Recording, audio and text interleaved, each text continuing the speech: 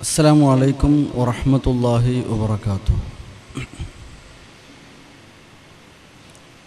الحمد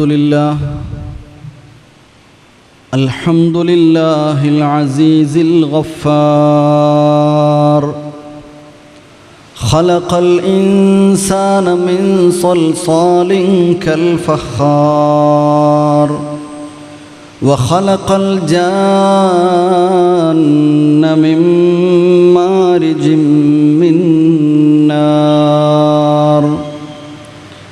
أرسل الجبال وأجرى الأنهار وأنزل الغيث وأنبت الأشجار. سخر لنا الفلك ومهد لها أمواه البحار. وخلق الشمس والقمر وقلب الليل والنهار.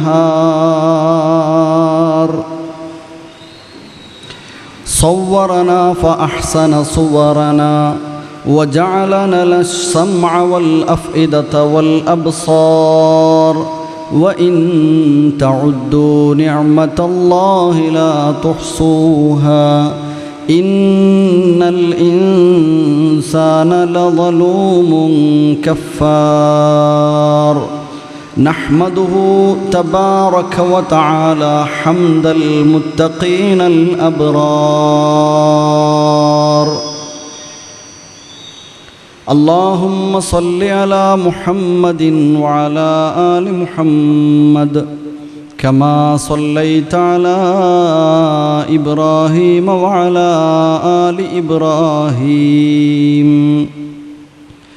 اللهم بارك على محمد وعلى آل محمد كما باركت على إبراهيم وعلى آل إبراهيم إنك حميد مجيد. أما بعد فإن خير الحديث كتاب الله وخير الهدي هدي محمد صلى الله عليه وسلم وشر الأمور محدثاتها وكل محدثة بدعة وكل بدعة ضلالة وكل ضلالة في النار. أعوذ بالله من الشيطان الرجيم.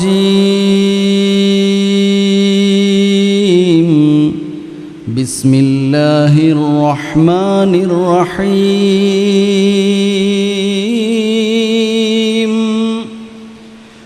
والذين يمسكون بالكتاب وأقاموا الصلاة إنا لا نضيع أجر المصلحين.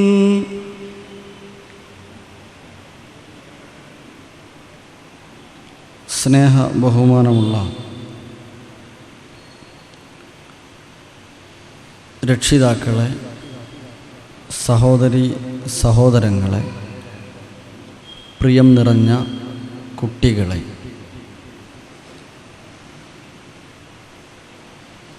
പ്രപഞ്ചനാഥനായ സ്രഷ്ടാവായ അല്ലാഹു സുബ്ഹാനഹു വ തആലയുടെ ഇഷ്ടത്തിനൊത്ത് ജീവിതം നയിക്കാൻ ശ്രദ്ധയുണ്ടാകണമെന്ന് ആമുഖമായി ഓർമ്മപ്പെടുത്തുകയാണ് എന്നെയും നിങ്ങളെയും. അല്ലാഹു അവൻ്റെ ഇഷ്ടദാസന്മാരുടെ കൂട്ടത്തിൽ നമ്മെ എല്ലാവരെയും ഉൾപ്പെടുത്തി അനുഗ്രഹിക്കുമാറാവട്ടെ.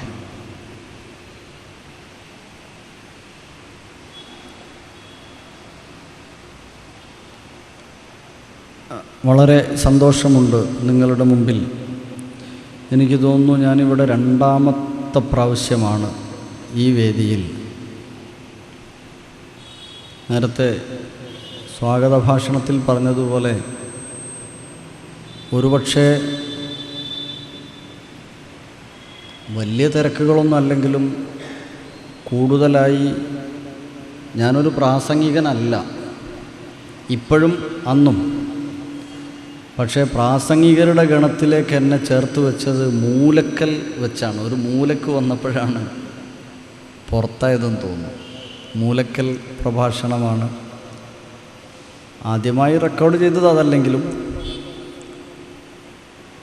പക്ഷേ ഞാനതുകൊണ്ടൊരു കാര്യം സന്തോഷത്തോടെ എപ്പോഴും ഓർക്കാറുള്ളതുണ്ട്. നമ്മുടെ ഉള്ള കഴിവുകളെ നാം മറ്റുള്ളവരുടെ മുമ്പിൽ, എത്ര ചെറിയ കഴിവാണെങ്കിലും ഏത് തലത്തിലുള്ളതാണെങ്കിലും, അത് മറ്റുള്ളവർക്ക് മുമ്പിൽ എത്തിച്ചു കൊടുക്കുക എന്ന ദൗത്യം നിർവഹിച്ചേ പറ്റൂ. പലപ്പോഴും ഞാൻ ഓർത്തിട്ടുണ്ട്, വഴിയിൽ വെച്ചും അഥവാ യാത്രയിലും മറ്റു പല സ്ഥലങ്ങളിലും വെച്ച് അന്ന് വരെ പരിചയമില്ലാതിരുന്ന ഒരുപാട് ആളുകൾ കണ്ടുമുട്ടുകയും സംസാരിക്കുകയും സന്തോഷം ഷെയർ ചെയ്യുകയും ചെയ്യുമ്പോൾ അവർ പറയാറുള്ളത്, ഇപ്പോൾ ഞാൻ ആമന റസൂൽ എന്നും ഓതാറുണ്ട്, അന്ന് മുതൽ എന്ന് പറയാറുണ്ട്. ഒരുപക്ഷെ അത് ആ സമയത്ത് ഇത് കട്ട് ചെയ്ത് അല്ലെങ്കിൽ ക്ലിപ്പാക്കി എടുത്ത് ഫോർവേഡ് ചെയ്ത ആൾ, അദ്ദേഹം അത് ചെയ്തില്ലായിരുന്നെങ്കിൽ, അതേപോലെ ഞാൻ ഒരു ഉച്ചഭാഷിണിക്ക് മുമ്പിൽ അങ്ങനെ പറഞ്ഞില്ലായിരുന്നുവെങ്കിൽ,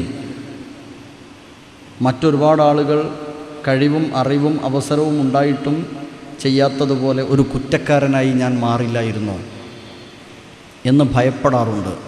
അതുകൊണ്ട് തന്നെ നമുക്കറിയുന്ന കാര്യം മറ്റുള്ളവർക്ക് പറഞ്ഞു കൊടുക്കാൻ അതിന് വലിയ കഴിവുകളോ ഒന്നും വേണ്ട. എവിടെ അവസരം കിട്ടുന്നോ അത് പറഞ്ഞു കൊടുക്കാം എന്നതാണ് എൻ്റെ പോളിസി. അത്രമാത്രമേ ഞാൻ സ്വീകരിച്ചിട്ടുള്ളൂ. പക്ഷേ ഒരു ചെറിയ പ്രശ്നവും ഭയപ്പാടും ഇതിൻ്റെ കൂടെയുള്ളത്, ഇന്ന് നാം സംസാരിക്കുന്ന ഏതൊരു കാര്യവും തത്സമയം. ഇപ്പം ഞാൻ ചോദിച്ചു, റെക്കോർഡിംഗ് ഉണ്ടോ? ഉണ്ട്. ലൈവാണോ? അല്ല. പക്ഷേ ലൈവ് ഒരുപാട് ഇപ്പം നടക്കുന്നുണ്ടാവും. ഒരുപാട് ആളുകൾ ഇപ്പം ലൈവ് കൊടുത്തുകൊണ്ടിരിക്കുന്നുണ്ടാവും. അപ്പം നമ്മളുടെ സംസാരത്തിൽ വന്നു പോകുന്ന എന്തെങ്കിലും അബദ്ധങ്ങൾ മാനുഷികമാണ്. തെറ്റുകൾ വരാം. ചിലപ്പം നമ്മൾ റഫർ ചെയ്തതിൽ തെറ്റ് വരാം. നമ്മൾ ഇതുവരെ മനസ്സിലാക്കി വെച്ച കാര്യത്തിൽ തെറ്റ് വരാം. അല്ലാതെ അബദ്ധം സംഭവിക്കാം. അക്ഷരങ്ങളും വാക്കുകളും മാറിപ്പോകാം.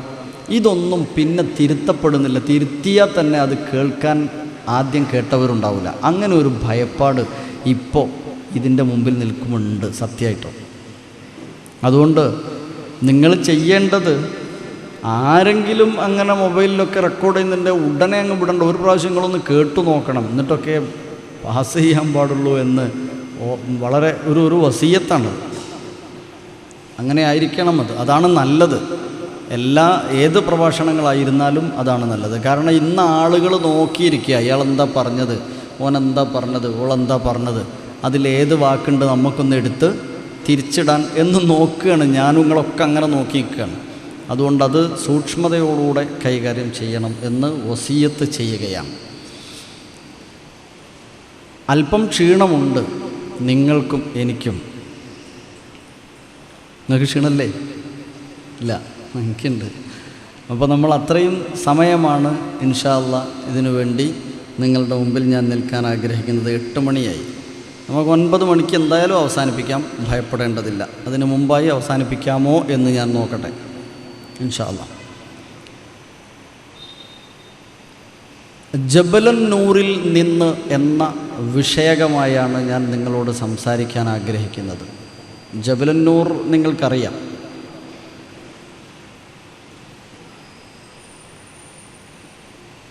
മക്കയിലെ ഹാഷിം വംശത്തിൽ റബീഉൽ അവ്വൽ 9 തിങ്കളാഴ്ച രാവിലെ, അഥവാ ക്രിസ്താബ്ദം 571 ഏപ്രിൽ അവസാനം പകുതി കഴിഞ്ഞിട്ട് ഒരു ദിനം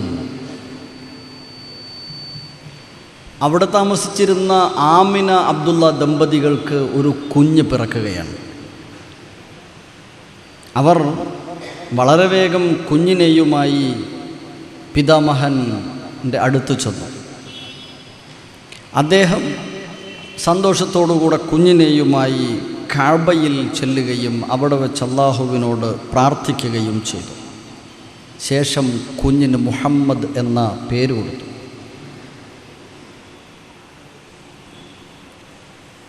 ആ കുഞ്ഞിന് ഉമ്മയ്ക്ക് പുറമെ പലരും പാല് കൊടുത്തു. മുലപ്പാൽ കുടിച്ചു. വർഷങ്ങളങ്ങനെ കടന്നുപോയി, അല്ലെങ്കിൽ മാസങ്ങൾ കടന്നുപോയി. ഉമ്മയുടെ മരണം അല്പവർഷങ്ങൾ കഴിഞ്ഞതോടെ സംഭവിച്ചു. പിന്നീട് അങ്ങനെ വളർന്നു വരുന്നു. നല്ല സ്വഭാവം, നല്ല പെരുമാറ്റം, നല്ല സംസാരം, നല്ല കാര്യങ്ങളിൽ മാത്രം അദ്ദേഹത്തെ കാണും. അങ്ങനെ നല്ല അന്തരീക്ഷത്തിൽ വളർന്നുകൊണ്ടിരിക്കുന്ന ഒരു കുട്ടിയായി ആളുകൾ കാണുന്നു. നിർണിതമായ തൊഴിലൊന്നുമില്ലെങ്കിലും അദ്ദേഹം ആദ്യ നാളുകളിലൊക്കെ ആടിനെ മേച്ച് നടന്നു. കുറച്ചുകൂടെ കഴിഞ്ഞപ്പോൾ കച്ചവടത്തിൽ, കൂറ് കച്ചവടത്തിലൊക്കെ ഏർപ്പെട്ടു. 25 വയസ്സ് അടുക്കുമ്പോഴേക്കും അദ്ദേഹത്തെ അവിടെ ഉണ്ടായിരുന്ന പ്രമുഖ ബിസിനസ്സുകാരി, കച്ചവടക്കാരി ഖദീജ എന്നവർ പൊതുവെ പലരെയും കച്ചവട നടത്തിപ്പിന് വേണ്ടി ഏർപ്പാട് ചെയ്യാറുണ്ട്. അങ്ങനെ മുഹമ്മദ് എന്ന കുട്ടിയെ പരിചയപ്പെട്ടു, അല്ലെങ്കിൽ അദ്ദേഹത്തിനെ ഏൽപ്പിച്ചു. അദ്ദേഹം പതിവില്ലാത്ത വിധം തിരിച്ചു വന്നപ്പോൾ ലാഭം നേടിയതായി കണ്ടു. വിശ്വസ്തത പ്രത്യേകമായി അതിൽ ദർശിച്ചു കച്ചവടത്തിൽ. അവസാനം അവരുടെ ജീവിത പങ്കാളിയായി അദ്ദേഹം വരുന്നു. വർഷങ്ങൾ അല്പം കൂടെ കടന്നുപോയി.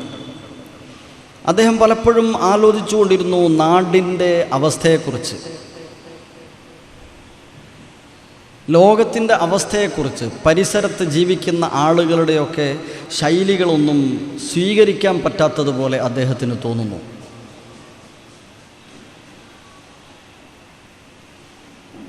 തെളിഞ്ഞ പ്രകൃതം, നേരത്തെ പറഞ്ഞതുപോലെ നല്ല സംസാരവും ശൈലികളും വിശ്വസ്തതയും ഒക്കെ. അദ്ദേഹം പ്രപഞ്ചത്തെ വീക്ഷിക്കുന്നു.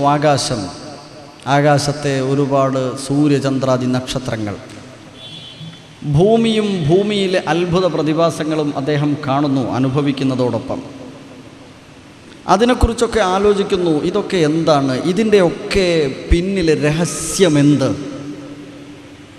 ഇതിൻ്റെ ഉള്ളിലെ രഹസ്യമെന്ത് എന്ന് അദ്ദേഹത്തിന് ചിന്ത വന്നുകൊണ്ടിരിക്കുക. വർഷങ്ങൾ കടന്നു പോകുന്നു കേട്ടോ. ഒപ്പം ഈ പ്രപഞ്ചത്തിൽ ഇങ്ങനെയേറെ അത്ഭുത പ്രതിഭാസങ്ങൾ നടന്നുകൊണ്ടിരിക്കുന്ന ഈ പ്രപഞ്ചത്തിലെ, ഈ ഭൂമിയിൽ ജീവിച്ചു കൊണ്ടിരിക്കുന്ന തൻ്റെ പരിസരവാസികളായ ആളുകളുടെ ആരാധനാ രീതികൾ അദ്ദേഹത്തിനൊട്ടും പിടിക്കുന്നില്ല, ഉൾക്കൊള്ളാൻ കഴിയുന്നില്ല. ഒരുപാട് ബിംബങ്ങളെ, ഒരുപാട് ശക്തികളെ, ഒരുപാട് വസ്തുക്കളെ ആരാധിച്ചു കൊണ്ടിരിക്കുന്നവർ, കല്ലിനെയും ബിംബങ്ങളെയുമൊക്കെ ആരാധിച്ചു കൊണ്ടിരിക്കുന്നവർ, ഈ പ്രപഞ്ചത്തിൽ നിന്നുകൊണ്ട് ഇങ്ങനെ ഇവയൊക്കെ ആരാധിക്കും എന്ന ചിന്തകൾ അദ്ദേഹത്തിൻ്റെ മനസ്സിൽ ഇങ്ങനെ തല്ലിക്കളിക്കുക.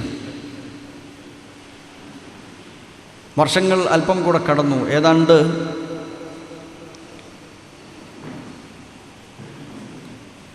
അദ്ദേഹത്തിൻ്റെ ശൈലികളൊക്കെ നാട്ടിൽ ആർക്ക് പ്രയാസങ്ങളുണ്ടായാലും അവിടെ പരിഹാരം ചെയ്തു കൊടുക്കുക എന്നതാണ്, നിർദ്ദേശിക്കുന്നതിലപ്പുറം. പിന്നീട് ഖദീജ ബീവി പറഞ്ഞ ഒരു ചരിത്രമുണ്ടല്ലോ, കുറച്ച് കാലങ്ങൾ കഴിയുമ്പോഴുണ്ടാകുന്ന ഒരു സംഭവത്തിൻ്റെ വേളയിൽ താങ്കളെ പ്രയാസപ്പെടുത്തുകയില്ല പ്രപഞ്ചനാഥൻ, താങ്കൾ തഹ്മിലുൽ കൽ, ഭാരം ചുമക്കുന്നവനാണ്, മറ്റുള്ളവരുടെ ഭാരം താങ്കൾ ചുമക്കാറുണ്ട്. അതേപോലെ തന്നെ ആർക്കെങ്കിലും ഉണ്ടാകുന്ന പ്രയാസങ്ങൾ, നവായിബ്, അവിടെ താങ്കൾ സഹായമായി എത്താറുണ്ട്. അദ്ദേഹം സഹായിയാവാറുണ്ടായിരുന്നു. കുടുംബ ബന്ധങ്ങൾ ചേർക്കാൻ ഏറെ ശ്രദ്ധ കാണിക്കാറുണ്ടായിരുന്നു. അങ്ങനെ ഒരു പ്രകൃതത്തിൽ വളർന്നുകൊണ്ടിരിക്കുക. ആര്? ഈ തെളിഞ്ഞ പ്രകൃതത്തിലെ മുഹമ്മദ് എന്ന പ്രകൃതം, വ്യക്തിത്വം. ഒരിക്കൽ തൻ്റെ 35-ാമത്തെ വയസ്സിൽ കഅബയിലുണ്ടായിരുന്ന വെള്ളപ്പൊക്കത്തിൻ്റെയുമൊക്കെ കാരണത്താൽ, അതുപോലെ വർഷങ്ങൾക്ക് മുമ്പേ പണിയപ്പെട്ടിട്ടുള്ള കഅബയുടെ അവിടെ ഉണ്ടായിത്തീർന്ന കേടുപാടുകളും അവിടെ സംഭവിച്ചിട്ടുള്ള പ്രയാസങ്ങളും ചുമരിന് വന്ന വിള്ളലുകളുമൊക്കെ, അതുപോലെ മേൽക്കൂരയില്ലാത്തതുകൊണ്ട് ഇതിനുള്ളിൽ കള്ളന്മാരുടെ അതല്ലെങ്കിൽ മോഷണക്കാരുടെയൊക്കെ പരിശ്രമങ്ങളും ഉപദ്രവങ്ങളും ഒക്കെ ഉണ്ടാവാൻ സാധ്യതയുണ്ട് എന്നതുകൊണ്ടൊക്കെ കഅബയൊന്ന് പുതുക്കിപ്പണിയണം എന്ന് ഖുറൈശികൾ തീരുമാനിച്ചപ്പോൾ, അത് പൊളിക്കാൻ പറ്റുമോ, പൊളിച്ചിട്ട് പുതുക്കിപ്പണിയാൻ പറ്റുമോ എന്ന ചർച്ചകളൊക്കെ ഉണ്ടായിരുന്നു. ഏതായിരുന്നാലും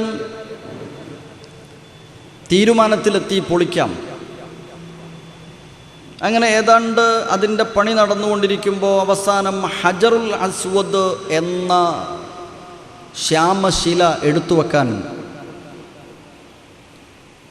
ആരെടുത്തു വെക്കും എന്ന് തർക്കമുണ്ടായപ്പോഴും നാം ഒരു പ്രത്യേകത കാണുകയാണ്. അങ്ങനെ ഒരു തർക്കമുണ്ടായപ്പോൾ അവസാനം തീരുമാനം യുദ്ധം വരെ എത്തുമെന്നായി. ദിവസങ്ങൾ തർക്കത്തിൽ അങ്ങനെ നിൽക്കുകയാണ്, ആര് വെക്കും എന്നത്. ഏറ്റുമുട്ടലുകൾ ഉണ്ടാകുമെന്ന് വന്നപ്പോഴാണ് ഇനി ഈ വാതിൽ കടന്ന് ആദ്യം വരുന്നതാരോ അയാളുടെ തീരുമാനത്തെ, അഭിപ്രായത്തെ നമുക്ക് കാതോർക്കാം എന്ന് തീരുമാനം വരുന്നു. അള്ളാഹു നിശ്ചയിച്ചത് ഈ പറഞ്ഞ മുഹമ്മദ് എന്ന വിശ്വസ്തനായ ആളെ തന്നെയായിരുന്നു. അദ്ദേഹം അവിടേക്ക് കയറി വരുന്നു. അതാ വരുന്നു അൽ അമീൻ എന്ന് പറയുന്നു. അദ്ദേഹം വന്നു, ഒരു വിരിപ്പ് ആവശ്യപ്പെട്ടു. വിരിപ്പ് നിലത്ത് വെച്ചു. ഹജറുൽ അസ്വദ് അതിലേക്ക് എടുത്തു വെക്കാൻ പറഞ്ഞു. ഗോത്രത്തിലെ എല്ലാ ഗോത്രത്തിൻ്റെയും തലവന്മാരോട് ആ തട്ടം, ആ വിരിപ്പിൻ്റെ മൂലകൾ പിടിക്കാൻ പറഞ്ഞു. പിടിച്ചു, ഉയർത്തി കൃത്യമായ സ്ഥാനത്ത് അദ്ദേഹം അതെടുത്തു വെക്കുകയും എല്ലാവരും സംതൃപ്തരാവുകയും ചെയ്തു എന്നാണ്. ഇനിയും അവിടെ നിന്ന് അല്പം കൂടെ വർഷങ്ങൾ, മാസങ്ങൾ കടന്നു പോകുന്നു. ഏതാണ്ട് 37 വയസ്സ് എത്തുമ്പോഴാണ് അദ്ദേഹത്തിന് തൻ്റെ പഴയ ചിന്തകൾ, നേരത്തെ ഉണ്ടായിരുന്ന തെളിഞ്ഞ ചിന്തകളുണ്ടല്ലോ, ഇതൊന്നും ശരിയല്ലെന്ന ചിന്തകൾ, അത് ശക്തമായി വരുന്നു. എവിടെയെങ്കിലും പോയി മാറിയിരിക്കണം. ഏകാന്തത കൂടുതൽ ഇഷ്ടപ്പെടാൻ തുടങ്ങി. 3 വർഷത്തോളം ഏകാന്തത ഇഷ്ടപ്പെട്ട് പ്രവാചകൻ നടന്നു, അതെങ്കിൽ അദ്ദേഹം നടന്നു എന്നാണ്. എല്ലാ റമദാനുകളിലും അദ്ദേഹം അവിടെ പോയി ഇരുന്നു എന്നൊക്കെയാണ്. അദ്ദേഹം ഗാർ ഹിറ ഫി ജബലിൻ നൂർ, നൂർ പർവ്വതത്തിലെ ഹിറ ഗുഹയിൽ അദ്ദേഹം ചെന്നിരിക്കുകയായിരുന്നു. അവിടെ ഇരിക്കും, ഒരുപാട് ആലോചിക്കും, ഒരുപാട് ചിന്തകളിൽ മുഴുകിയിരിക്കും. നേരത്തെ പറഞ്ഞ ചിന്തകളെല്ലാം ഉണ്ട്. ആകാശം, ഭൂമി, പ്രകൃതി പ്രതിഭാസങ്ങൾ, ഇവിടെ ജീവിക്കുന്ന മനുഷ്യർ, അവരുടെ കൊലവിളികൾ, അവരുടെ യുദ്ധങ്ങൾ, രക്തം ചിന്തലുകൾ, പകപോക്കലുകൾ, അവരുടെ ആരാധനാരീതികൾ, ഇതൊക്കെ മനസ്സിലുണ്ട്. അങ്ങനെ ഇരിക്കെയാണ് 40 പൂർത്തിയായ അദ്ദേഹത്തിന് ഒരു റമദാനിൽ ഒരു രാവിൽ മാലാഖ ജിബ്രീൽ അലൈഹിസ്സലാമിൻ്റെ വരവുണ്ടാകുന്നത്. ആഗമനം എന്തിനെന്ന് പോലും അറിയില്ല. ജിബ്രീൽ അലൈഹിസ്സലാം ആണോ, ഇതാരാണ് എന്നൊന്നും അറിയില്ല. മുൻ പരിചയങ്ങളൊന്നുമില്ലല്ലോ. അദ്ദേഹത്തെ അടുത്തു വന്നു. അദ്ദേഹത്തോട് പറഞ്ഞു, ഇഖ്റ, വായിക്കണം എന്നാണ് ഒരർത്ഥത്തിൽ അതിന് നാം ഇപ്പോഴർത്ഥം പറയുന്നത്. ഇഖ്റ എന്ന് പറഞ്ഞു. അദ്ദേഹം പറഞ്ഞു, 40 പൂർത്തിയായി, പക്ഷേ എനിക്ക് വായിക്കാൻ അറിയില്ല. മാ അന ബിഖാരി. ആ വന്നയാൾ മലക്ക് ജിബ്രീൽ അലൈഹിസ്സലാം അദ്ദേഹത്തെ ഒന്ന് തൻ്റെ ശരീരത്തോട് ചേർത്ത് പിടിച്ചു, എന്നിട്ട് അയച്ചു വിട്ടു. വീണ്ടും പറഞ്ഞു, ഇഖ്റ. ഇല്ല, മാ അന ബിഖാരി, എനിക്കറിയില്ലല്ലോ വായിക്കാൻ. ചേർത്ത് പിടിച്ചു, വീണ്ടും അയച്ചുവിട്ടു. ഇഖ്റ ബിസ്മി റബ്ബിക്കല്ലദീ ഖലഖ് ഖലഖൽ ഇൻസാന മിൻ അലഖ് ഇഖ്റ വറബ്ബുക്കൽ അക്രം അല്ലദീ അല്ലമ ബിൽ ഖലം അല്ലമൽ ഇൻസാന മാ ലം യഅലം എന്നിങ്ങനെ 5 വചനങ്ങൾ അദ്ദേഹത്തെ കേൾപ്പിക്കുകയുണ്ടായി. അദ്ദേഹം അത് വായിച്ചു.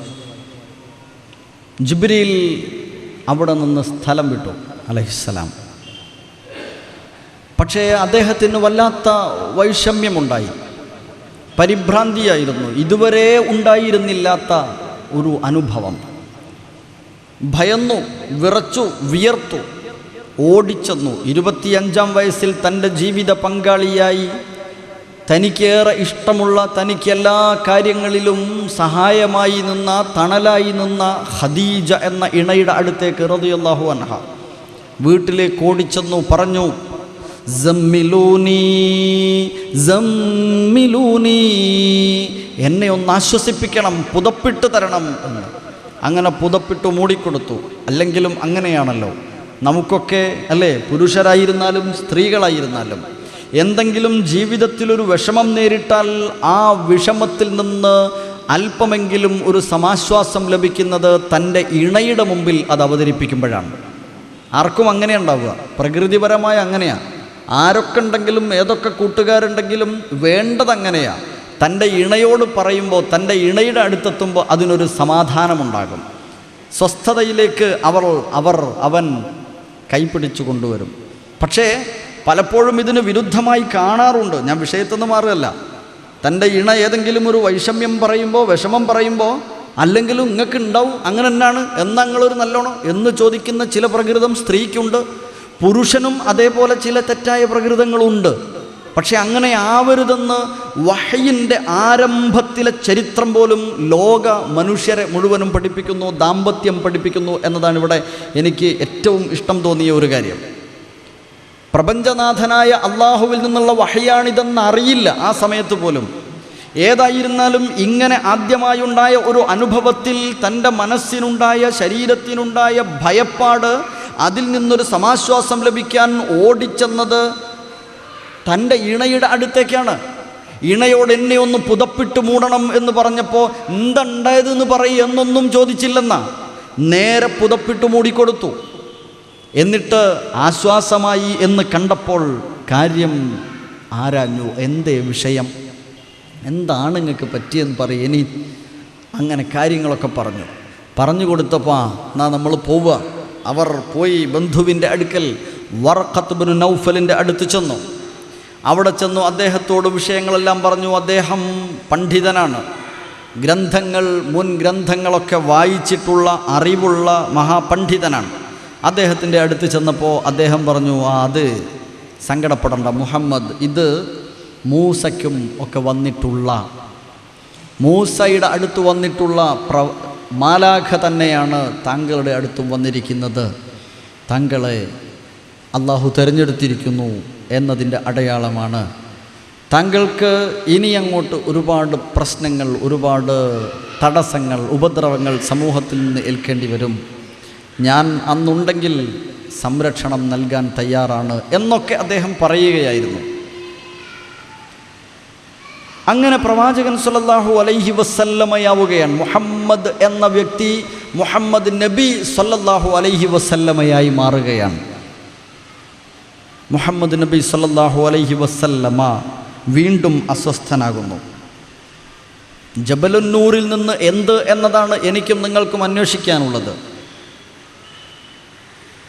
അസ്വസ്ഥനാകുന്നു വീണ്ടും. അതിൻ്റെ കാരണം അല്പനാളുകൾ, 10 ദിവസമെന്നും അല്ല 3 വർഷത്തോളം എന്നുമൊക്കെ അഭിപ്രായ വ്യത്യാസമുണ്ട്. വല്ലാഹു ആലം. ഏതായിരുന്നാലും പ്രവാചകൻ സല്ലല്ലാഹു അലൈഹി വസല്ലമക്ക് വഹി കിട്ടാതെയായി, നിലച്ചു, ദിവ്യ സന്ദേശം കിട്ടാതെ പോയി. അദ്ദേഹത്തിന് വല്ലാത്ത വിഷമമുണ്ടായി എന്നാണ്. ഞാൻ എവിടെയെങ്കിലും പോയി ഇല്ലാതെയായി കളഞ്ഞാലോ എന്നൊക്കെ തോന്നിയെന്ന് പിന്നീട് അവതരിച്ച സൂക്തങ്ങളിൽ അല്ലാഹു സുബ്ഹാനഹു വ തആല സൂറത്തുൽ കഹ്ഫിലെ ആദ്യ ഭാഗത്തൊക്കെ കാണാം. ഫലഅല്ലക ബാഖിഉൻ നഫ്സക്, നീ നിന്നെ തന്നെ ഇല്ലാതാക്കി കളയുമോ എന്ന അവസ്ഥയിലൊക്കെ എത്തിപ്പോയി എന്ന് പറയുന്നുണ്ട്. അങ്ങനെ പ്രവാചകൻ സങ്കടപ്പെട്ടു നിൽക്കുന്നു, ആളുകൾ കളിയാക്കുന്നു, മുറിഞ്ഞുപോയി, ബന്ധം പോയി, ഇല്ലാതെയായിപ്പോയി എന്നൊക്കെ പറയുന്നു. പക്ഷേ അള്ളാഹുവിൻ്റെ മഹത്തായ അനുഗ്രഹത്താൽ ആദൽ വഹ്യ് വീണ്ടും വരികയാണ്. അത് പ്രവാചകത്വം മുറിഞ്ഞു പോയിട്ടില്ല എന്ന് അറിയിക്കുവാൻ വേണ്ടിയും ദഅവത്ത് തുടങ്ങണം എന്ന് അറിയിക്കുവാൻ വേണ്ടിയുമായിരുന്നു എന്നാണ്. ഇനി താങ്കൾ ദഅവത്ത് തുടങ്ങണം. അല്പനാളുകൾ കൂടുതൽ പഠിച്ച് വിശദീകരിക്കപ്പെടുന്നത് 10 ദിവസത്തോളമാണ് വഹീൻ്റെ നിലച്ചുപോയ അവസ്ഥയുണ്ടായതെന്ന് വല്ലാഹു അലം. ഏതായിരുന്നാലും അവിടെ നിന്നങ്ങോട്ട് വീണ്ടും അവതരണം തുടരുന്നു. ദഅവത്ത് തുടങ്ങണം. ഇതിനെ ആളുകളിൽ എത്തിച്ചു കൊടുക്കണം. യാ അയ്യുഹൽ മുദ്ദസ്സിർ ഖും ഫഅൻദിർ വറബ്ബക ഫകബ്ബിർ വസിയാബക ഫതഹിർ വറുജ്സ ഫഹ്ജുർ എന്ന മുദ്ദസ്സിർ സൂറത്തിലെ ആയത്തുകളാണ് അവതരിക്കപ്പെടുന്നത്. യാ അയ്യുഹൽ മുദ്ദസ്സിർ, പുതച്ചു കിടക്കുന്നവനെ. വീണ്ടും അവിടെ ഹിറയിൽ ഞാൻ കണ്ടിരുന്ന മാലാഖയെ ആകാശത്ത് നിന്ന് താഴേക്ക് ഭൂമിക്ക് മുകളിലായി ഞാൻ കാണുന്നുണ്ട് എന്ന് പറഞ്ഞ് ഭയന്നോടിയിരുന്നു എന്നാണ്, ഭയപ്പെട്ടു പോയിരുന്നു എന്നാണ്. അദ്ദേഹത്തോട് വിശുദ്ധ ഖുർആൻ വീണ്ടും വിളിച്ച് പറയാണ്, അങ്ങനെ പുതച്ചു മൂടിക്കിടക്കുന്നവൻ, ഇങ്ങനെ മാറിയിരിക്കുന്നവൻ ഇല്ല, വെറുതെ ഇരിക്കരുത്. യാ അയ്യുഹൽ മുദ്ദസ്സിർ ഖും ഫഅൻദിർ, എഴുന്നേൽക്കണം, നീ ഉണരണം. ഫഅൻദിർ, താക്കീത് നൽകണം. ആളുകൾക്ക് ഇൻദാർ, മുന്നറിയിപ്പ് നൽകണം. വരാനിരിക്കുന്ന ലോകത്തെക്കുറിച്ച് അറിയാത്തവരാണ് പലരും, എവിടെ നിന്ന് വന്നു എന്നറിയാത്തവരാണ് പലതും, എന്തിനാണ് ജീവിതം എന്നറിയാത്തവരാണ് പലരും. അതുകൊണ്ട് അവർക്ക് അവരുടെ ജീവിത ലക്ഷ്യത്തെക്കുറിച്ചും, അവർ ലക്ഷ്യബോധമില്ലാത്തവരാണെങ്കിൽ അനുഭവിച്ചേക്കാവുന്ന അവരുടെ പര്യവസാനം, അവരുടെ പ്രയാസകരമായ അവസാനം ഒക്കെ ഒന്ന് അറിയിച്ചു കൊടുക്കണം.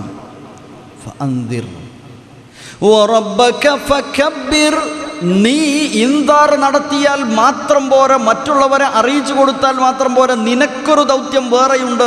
നീയും നിന്റെ റബ്ബിനെ വാഴ്ത്തണം. വറബ്ബക ഫകബ്ബിർ പലപ്പോഴും ഓർത്തു പോകാറുണ്ട്.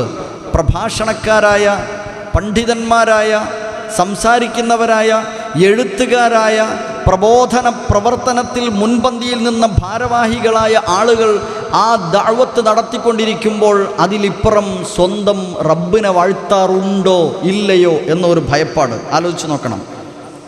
വറബ്ബക ഫകബ്ബിർ, നീ നിന്റെ റബ്ബിനെ കബ്ബിർ, ഉയർത്തണം, തക്ബീർ ചെയ്യണം, വാഴ്ത്തണം. മാത്രമല്ല ദഅവത്ത് നടത്തുമ്പോൾ ഒരു കാര്യം കൂടെ ശ്രദ്ധിക്കണം. വസിയാബക ഫതഹിർ, നീ നിന്റെ സിയാബ്, വസ്ത്രങ്ങളെ ശുദ്ധിയാക്കണം. നിന്റെ വസ്ത്രങ്ങളെ നീ ശുദ്ധിയാക്കണം. പോരാ, വറുജ്സ ഫഹ്ജുർ, മ്ലേച്ഛതകളെ നീ വെടിയണം. നിന്റെ വസ്ത്രങ്ങൾ വൃത്തിയാക്കുക എന്ന് പറയുമ്പോൾ ഉടുത്ത മുണ്ടും ഷർട്ടും തലപ്പാവും മാത്രം വൃത്തിയായി സൂക്ഷിക്കണം എന്നായിരിക്കണമെന്നില്ല. തൊട്ടടുത്ത വചനം കൂടെ ചേർത്ത് വെക്കുമ്പോൾ മ്ലേച്ഛതകളെ ഒഴിവാക്കി നിന്റെ വസ്ത്രം വൃത്തിയാകണം, അഥവാ നിന്റെ അകവും പുറവും വൃത്തിയാകണം. നിന്റെ പുറവും അകവും വൃത്തിയാകണം. ഹൃദയവും നീ വൃത്തിയായി സൂക്ഷിക്കണം. സൂക്ഷ്മതയോടെ നീ പറയുന്ന കാര്യങ്ങൾ നിന്നിലുണ്ടാകണം. നീ ചെയ്യണമെന്ന് പറയുന്നത് നിന്നിലുണ്ടാകാൻ ശ്രദ്ധിക്കണം. അരുതെന്ന ആളുകളോട് പറയുന്ന കാര്യങ്ങൾ നിന്നിൽ അരുത്, നീ സൂക്ഷ്മത പുലർത്തണം. വറുജ്സ ഫഹ്ജുർ, കുറേ ആളുകളൊന്നും വന്നോളണമെന്നില്ല കാര്യം പറഞ്ഞാൽ. വലാ തംനുൻ തസ്തക്സിർ. ഒരുപാട് ആളുണ്ടാവുമെന്നൊന്നും നീ അങ്ങനെ കൂടുതൽ നേട്ടം കൊതിച്ചുകൊണ്ടൊന്നും നീ ഔദാര്യം ചെയ്യേണ്ടതില്ല എന്നൊക്കെ വിശദീകരിച്ച് അങ്ങനെ തുടർന്നു പോകുന്നു. പറഞ്ഞു വന്നത്, ജബലുൻ നൂറിൽ നിന്ന് ഒരുപാട് സന്ദേശങ്ങൾ അവിടെ നിന്ന് അങ്ങോട്ട് വരികയാണ്. അല്പനാളുകൾ അഥവാ 3 വർഷത്തോളം പ്രവാചകൻ സല്ലല്ലാഹു അലൈഹി വസല്ലമ, മുഹമ്മദ് നബി കരീം സല്ലല്ലാഹു അലൈഹി വസല്ലമ തൻ്റെ ദഅവത്ത് രഹസ്യമായി നടത്തുകയായിരുന്നു എന്നാണ്. വളരെ ചുരുക്കം അങ്കുലി പരിമിതമായ ആളുകൾ മാത്രമാണ് ആ 3 വർഷക്കാലത്ത് തൻ്റെ കൂടെയുണ്ടായിരുന്നത് എന്ന. പ്രധാനികളായ 4 പേരിൽ അബൂബക്കർ റളിയല്ലാഹു അൻഹു ഒക്കെ ഉണ്ടായിരുന്നു എന്നാണ്. അങ്ങനെ ദഅവത്ത് നടന്നു പോകുന്നു. കുറച്ചു കാലങ്ങൾ കഴിഞ്ഞു, വീണ്ടും വചനങ്ങൾ അവതരിക്കുന്നു. സുപ്രധാനമായ ഒരു വചനം അദ്ദേഹത്തെ വീണ്ടും ചലിപ്പിക്കുന്നു. വഅൻദിർ അശീറതകൽ അഖ്റബീൻ വഅൻദിർ അശീറതകൽ അഖ്റബീൻ. മുഹമ്മദ് പ്രവാചകരെ, താങ്കൾ ഇനി താങ്കളുടെ കുടുംബങ്ങളെ, അടുത്ത ആളുകളെയെല്ലാം വിളിച്ചു ചേർത്ത് അവർക്കൊക്കെ ഇൻദാർ നടത്തുക, പരസ്യ പ്രബോധനം തുടങ്ങാൻ ആരംഭിക്കുകയാണ്. അവിടെ നിന്ന് പ്രവാചകൻ മുഹമ്മദ് മുസ്തഫ സല്ലല്ലാഹു അലൈഹി വസല്ലമ വിളിച്ചു ചേർത്തു. ആളുകളെയൊക്കെ വിളിച്ചു ചേർത്തു. അവരെ എല്ലാ ഗോത്രങ്ങളെയും വിളിച്ചു ചേർത്തിട്ട്, അവരുടെ പ്രധാനികളെയെല്ലാം വിളിച്ചു ചേർത്തിട്ട് അവരോട് വിളിച്ചു പറയുക, യാ മഅ്ശറ ഖുറൈശ്, യാ മഅ്ശറ ഖുറൈശ്, ഖുറൈശ് ഗോത്രമേ, ഖുറൈശ് സമൂഹമേ, അൻഖിദൂ അൻഫുസകും മിന്നാർ, നിങ്ങളെ നരകത്തെ തൊട്ട് കാക്കണം. നിങ്ങൾ തന്നെ കാത്തു സൂക്ഷിക്കണം നരകത്തിലെത്തിപ്പെടാതെ. ഫഇന്നീ ലാ അംലികു ലക്കും മിനല്ലാഹി ദർറൻ വലാ നഫ്ആ, എനിക്ക് അല്ലാഹുവിൽ നിന്ന് നിങ്ങൾക്ക് യാതൊരു പ്രയാസവും, നിങ്ങൾക്കെന്തെങ്കിലും ഒരു ഗുണം ഒന്നും കൊണ്ടുതരാൻ എനിക്ക് സാധ്യമല്ല. എന്തെങ്കിലും ഒരു പ്രയാസം തട്ടിമാറ്റാൻ എനിക്ക് സാധ്യമല്ല. എന്തെങ്കിലും ഒന്ന് എടുത്തു കൊണ്ടുതരാനും എനിക്ക് സാധ്യമല്ല. യാ മഅ്ശറ ബനി അബ്ദി മനാഫ്, അബ്ദു മനാഫ് കുടുംബമേ, സമൂഹമേ, അൻഖിദൂ അൻഫുസകും മിന്നാർ, നിങ്ങൾ തന്നെയാണ് നരകത്തിലെത്താതെ സൂക്ഷിക്കേണ്ടത് കേട്ടോ. ഫഇന്നി ലാ അംലികു ലക്കും മിനല്ലാഹി ദർറൻ വലാ നഫ്ആ, നിങ്ങൾക്കൊരു ദർറോ ഒരു നഫ്ആ, ഉപകാരമോ ഉപദ്രവമോ ചെയ്തു തരാൻ അള്ളാഹുവിൽ നിന്ന് അവിടെ നിങ്ങളെ സ്വർഗത്തിലേക്കാക്കാനും നരകത്തിൽ പോവാതിരിക്കാനും ഒന്നും എനിക്കൊന്നും ചെയ്യാൻ കഴിയില്ല കേട്ടോ. നിങ്ങളുടെ കാര്യം നിങ്ങൾ തന്നെ നോക്കണം കേട്ടോ.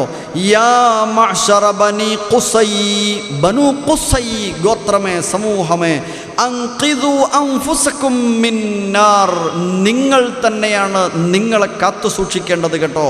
ഫഇന്നി ലാ അംലികു ലക്കും ദർറൻ വലാ നഫ്ആ, നിങ്ങൾക്കൊരു ദർറും ഒരു നഫ്ഉം എനിക്ക് ചെയ്തു തരാൻ സാധ്യമല്ല. യാ മഅ്ശറ ബനി അബ്ദുൽ മുത്തലിബ്, അൻഖിദൂ അൻഫുസകും മിന്നാർ, നിങ്ങൾ തന്നെയാണ് കാത്തു സൂക്ഷിക്കേണ്ടത്.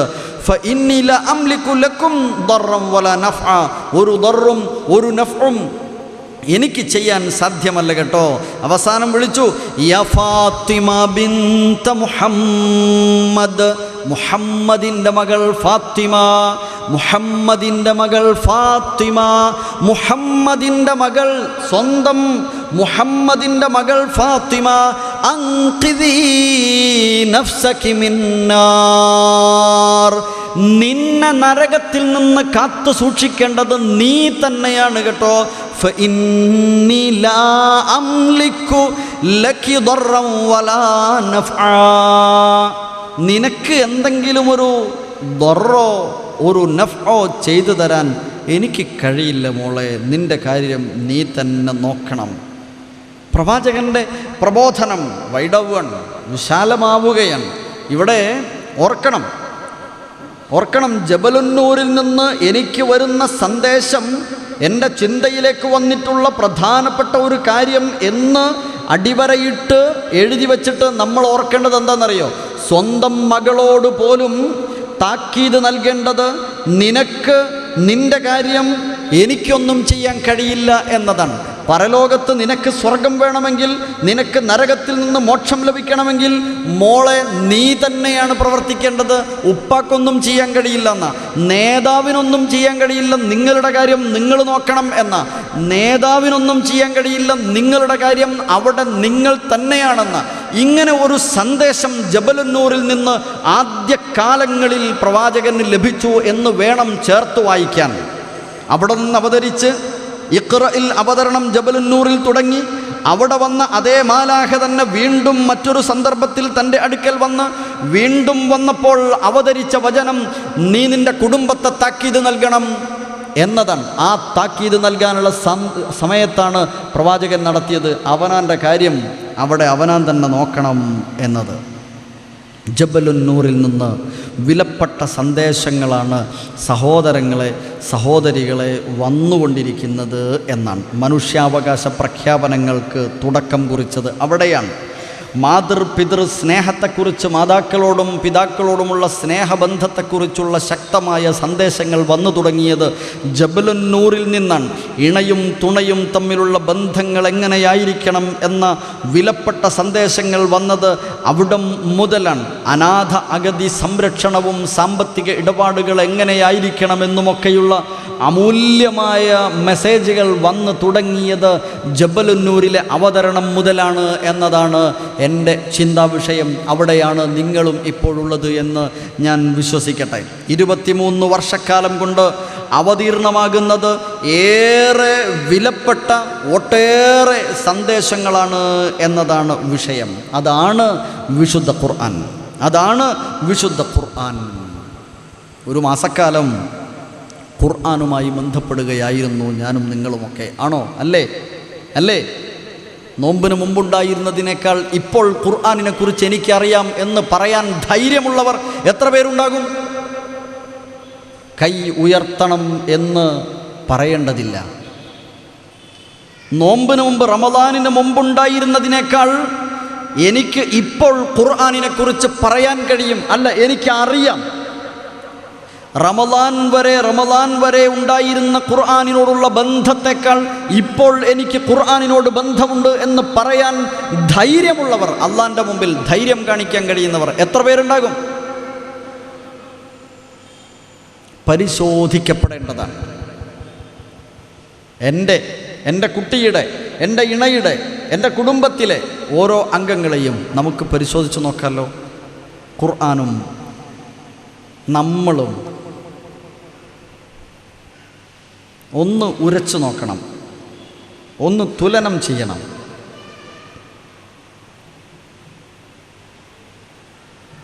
ജബലുന്നൂരിലേക്ക് വന്ന മാലാഖ മുഹമ്മദ് നബിയെ മാത്രം ചില കാര്യങ്ങൾ പഠിപ്പിച്ചു തിരിച്ചുപോയി, അത് അദ്ദേഹത്തിന് മാത്രമുള്ളതാണ് എന്നാണോ?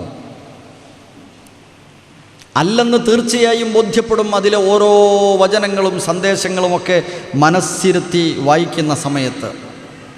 അബ്ശിറൂ എന്നാണ് പ്രവാചകൻ പറഞ്ഞത്. അബ്ശിറൂ, നിങ്ങൾ സന്തോഷിച്ചുകൊള്ളൂ.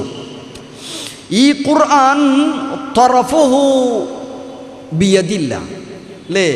വതറഫുഹു ബിഐദീക്കും, അതിൻ്റെ ഒരറ്റം നിങ്ങളുടെ കയ്യിലും മറ്റൊരറ്റം അള്ളാഹുവിൻ്റെ കയ്യിലുമാണ്. പ്രപഞ്ചനാഥനായ അള്ളാഹുവിൻ്റെ കയ്യിലുള്ള ഖുർആനിൻ്റെ അല്ലെങ്കിൽ സന്ദേശങ്ങളുടെ ഒരറ്റം എൻ്റെ കയ്യിലാണ്. നിങ്ങൾ ഓരോരുത്തരും വിചാരിച്ചു നോക്കി. ഇനി ഒന്നുകൂടെ ഖുർആൻ ഇങ്ങനെ എടുത്തിട്ട് ഈ ഖുർആൻ പിടിച്ച ഞാൻ, ഇതിൻ്റെ ഒരു ഭാഗത്ത് അള്ളാഹുവാണ് പിടിച്ചിരിക്കുന്നത് എന്ന് വിചാരിച്ചു നോക്കൂ. മുസ്ഹഫിനെ അല്ല, ചട്ടയും അതിനുള്ളിലെ പേജുകളുമല്ല. ഈ സന്ദേശങ്ങൾ അങ്ങനെ ചെന്ന് എത്തിയത് അല്ലെങ്കിൽ അവിടെ നിന്നാണോ വന്നത്, അത് അള്ളാഹുവിൽ നിന്ന്. അത് ഒരറ്റത്ത് അള്ളാഹ്, ഒരറ്റത്ത് ഞാൻ എന്നൊന്ന് ചിന്തിച്ചു നോക്കൂ. ആരാ ഞാൻ, ആരാ നമ്മൾ? അതുകൊണ്ട് നിങ്ങൾ സന്തോഷിക്കണം എന്ന് പറഞ്ഞു.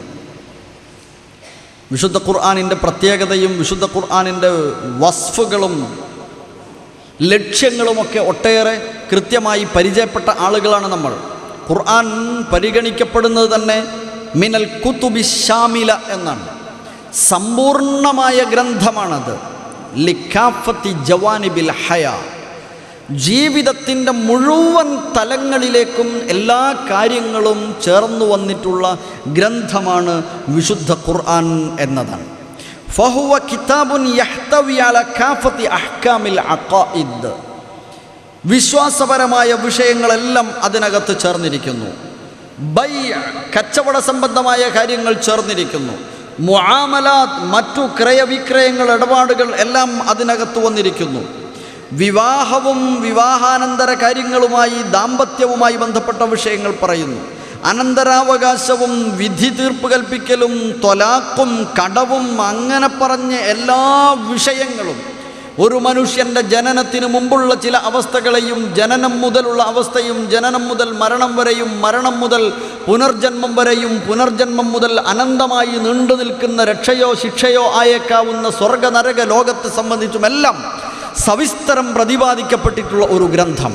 ഒരു കുട്ടി, ഒരു മുതിർന്നവൻ, ഒരു വൃദ്ധൻ, ഒരു മധ്യവയസ്കൻ, ആണാവട്ടെ പെണ്ണാവട്ടെ, ഇവരൊക്കെ എങ്ങനെ ജീവിക്കണം, എവിടെ നിന്ന് വന്നു, എവിടേക്ക് പോകുന്നു, ഏതിലെ യാത്ര ചെയ്യണം, ഏതിലെ പോകണം ഇത്യാദി എല്ലാ വിഷയങ്ങളെയും കൃത്യമായി അല്പം പോലും വിട്ടുപോകാതെ പ്രതിപാദിച്ചിട്ടുള്ള മഹത് ഗ്രന്ഥമാണ് വിശുദ്ധ ഖുർആൻ എന്ന് നാം മനസ്സിലാക്കണം. ഒരുപാട് വചനങ്ങളുണ്ട് ഖുർആനിനെ കുറിച്ച്. ഖുർആൻ തന്നെ വസ്ഫ് ചെയ്ത ഒരുപാട് വചനങ്ങൾ. ഒന്ന് സൂറത്തു ശൂറയിലെ 52-ാമത്തെ വചനമാണ്. وَكَذَلِكَ أَوْحَيْنَا إِلَيْكَ رُوحًا مِّنْ أَمْرِنَا مَا كُنْتَ تَدْرِي مَا الْكِتَابُ مَا كُنْتَ تَدْرِي مَا الْكِتَابُ وَلَا الْإِيمَانُ وَلَكِنْ جَعَلْنَاهُ نُورًا نَهْدِي بِهِ مَنْ نَشَاءُ مِنْ عِبَادِنَا وَإِنَّكَ لَتَهْدِي إِلَى صِرَاطٍ مُسْتَقِيمٍ. ഖുർആനിനെ ഖുർആൻ വർണ്ണിച്ച ഒന്നാണത്. അത് നിനക്ക് നാം അവതരിപ്പിച്ച് നിനക്ക് നാം ഇറക്കിത്തന്നിട്ടുള്ള റൂഹൻ എന്നാ പ്രയോഗിച്ചത് ഖുർആനെ കുറിച്ച്. റൂഹം മിൻ അംരിനാ, റൂഹാണ്, നമ്മിൽ നിന്നുള്ള റൂഹാണ് എന്നതിനെക്കുറിച്ച് പ്രയോഗിച്ചു. ഖുർആനില്ലാത്ത മനുഷ്യൻ റൂഹില്ലാത്ത, ആത്മാവില്ലാത്ത ശരീരം പോലെ, ദേഹിയില്ലാത്ത ദേഹം പോലെയാണെന്നർത്ഥം. ചേർത്ത് വായിക്കാം. ഖുർആൻ അതിനെ മനുഷ്യൻ്റെ ആത്മാവായിട്ട് പരിചയപ്പെടുത്തുകയാണ്. ഖുർആൻ അതിന് തുല്യമാണെന്ന്. ഖുർആൻ ഇല്ലാത്തവൻ ജീവനില്ലാത്തവനാണ് എന്ന്. ഖുർആൻ ക്ഷണിക്കുന്നത് ജീവൻ നൽകുന്ന കാര്യങ്ങളിലേക്കാണ് എന്ന് മറ്റു ചില വചനങ്ങളും കാണാം. അങ്ങനെയുള്ള റൂഹാണ് നാം നിനക്ക് അവതരിപ്പിച്ചിരിക്കുന്നത് എന്ന്. എന്നിട്ട് പറഞ്ഞു, മാ കുൻത തദ്രി മൽ കിതാബ്, എന്താണ് അൽ കിതാബ് എന്ന് നിനക്കറിയില്ലായിരുന്നു ഇതുവരെ. വലൽ ഈമാൻ, ഈമാൻ എന്താണെന്നും അറിയില്ലായിരുന്നു. ഈമാൻ എന്താണ്, കിതാബ് എന്താണ് എന്നൊന്നും നിനക്കറിയാത്ത അവസ്ഥയിലാണ്. പക്ഷേ നാം അത് നിന്നിലേക്ക് അവതരിപ്പിച്ചു തന്നു. മാത്രമല്ല അത് നീ സ്വീകരിച്ചു.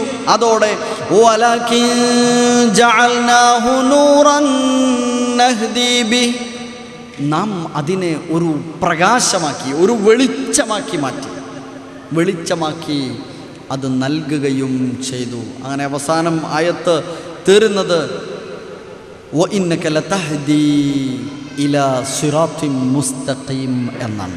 നേരായ വഴിയിലേക്ക് ഉള്ള യാത്രയാണ് എന്നതിനെക്കുറിച്ച് പരിചയപ്പെടുത്തുന്നു വിശുദ്ധ ഖുർആനിനെക്കുറിച്ച്. അങ്ങനെ ഒരുപാട് ആയത്തുകൾ. മറ്റൊരു സ്ഥലത്ത് സൂറത്ത് ഇസ്ര 17-ാം അധ്യായം 9-ാമത്തെ വചനത്തിൽ ഇന്ന ഹാദൽ ഖുർആന യഹ്ദി ലില്ലതീ ഹിയ അഖ്വം വയുബശ്ശിറുൽ മുഅ്മിനീന അല്ലദീന യഅമലൂന സ്സാലിഹാത്ത് അന്ന ലഹും അജ്റൻ കബീറ എന്നാണ്.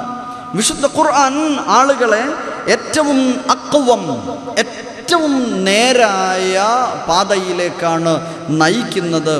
അതനുസരിച്ച് ആ ഖുർആനിനെ ഉൾക്കൊണ്ട് അമലുസ്വാലിഹാത്തുകൾ പ്രാവർത്തികമാക്കുന്ന ചെയ്യുന്ന ആളുകൾക്ക് ഉന്നതമായ പ്രതിഫലമുണ്ട് എന്ന് ഖുർആൻ അറിയിക്കുകയും ചെയ്യുന്നു എന്ന്. വിശുദ്ധ ഖുർആനിനെ കുറിച്ച് അങ്ങനെ ഒരുപാട് ആയത്തുകൾ വീണ്ടും നമുക്ക് കാണാവുന്നതാണ്. യഹ്ദി ബിഹില്ലാഹു മനിത്തബഅ റിദ്വാനഹു സുബുലസ്സലാം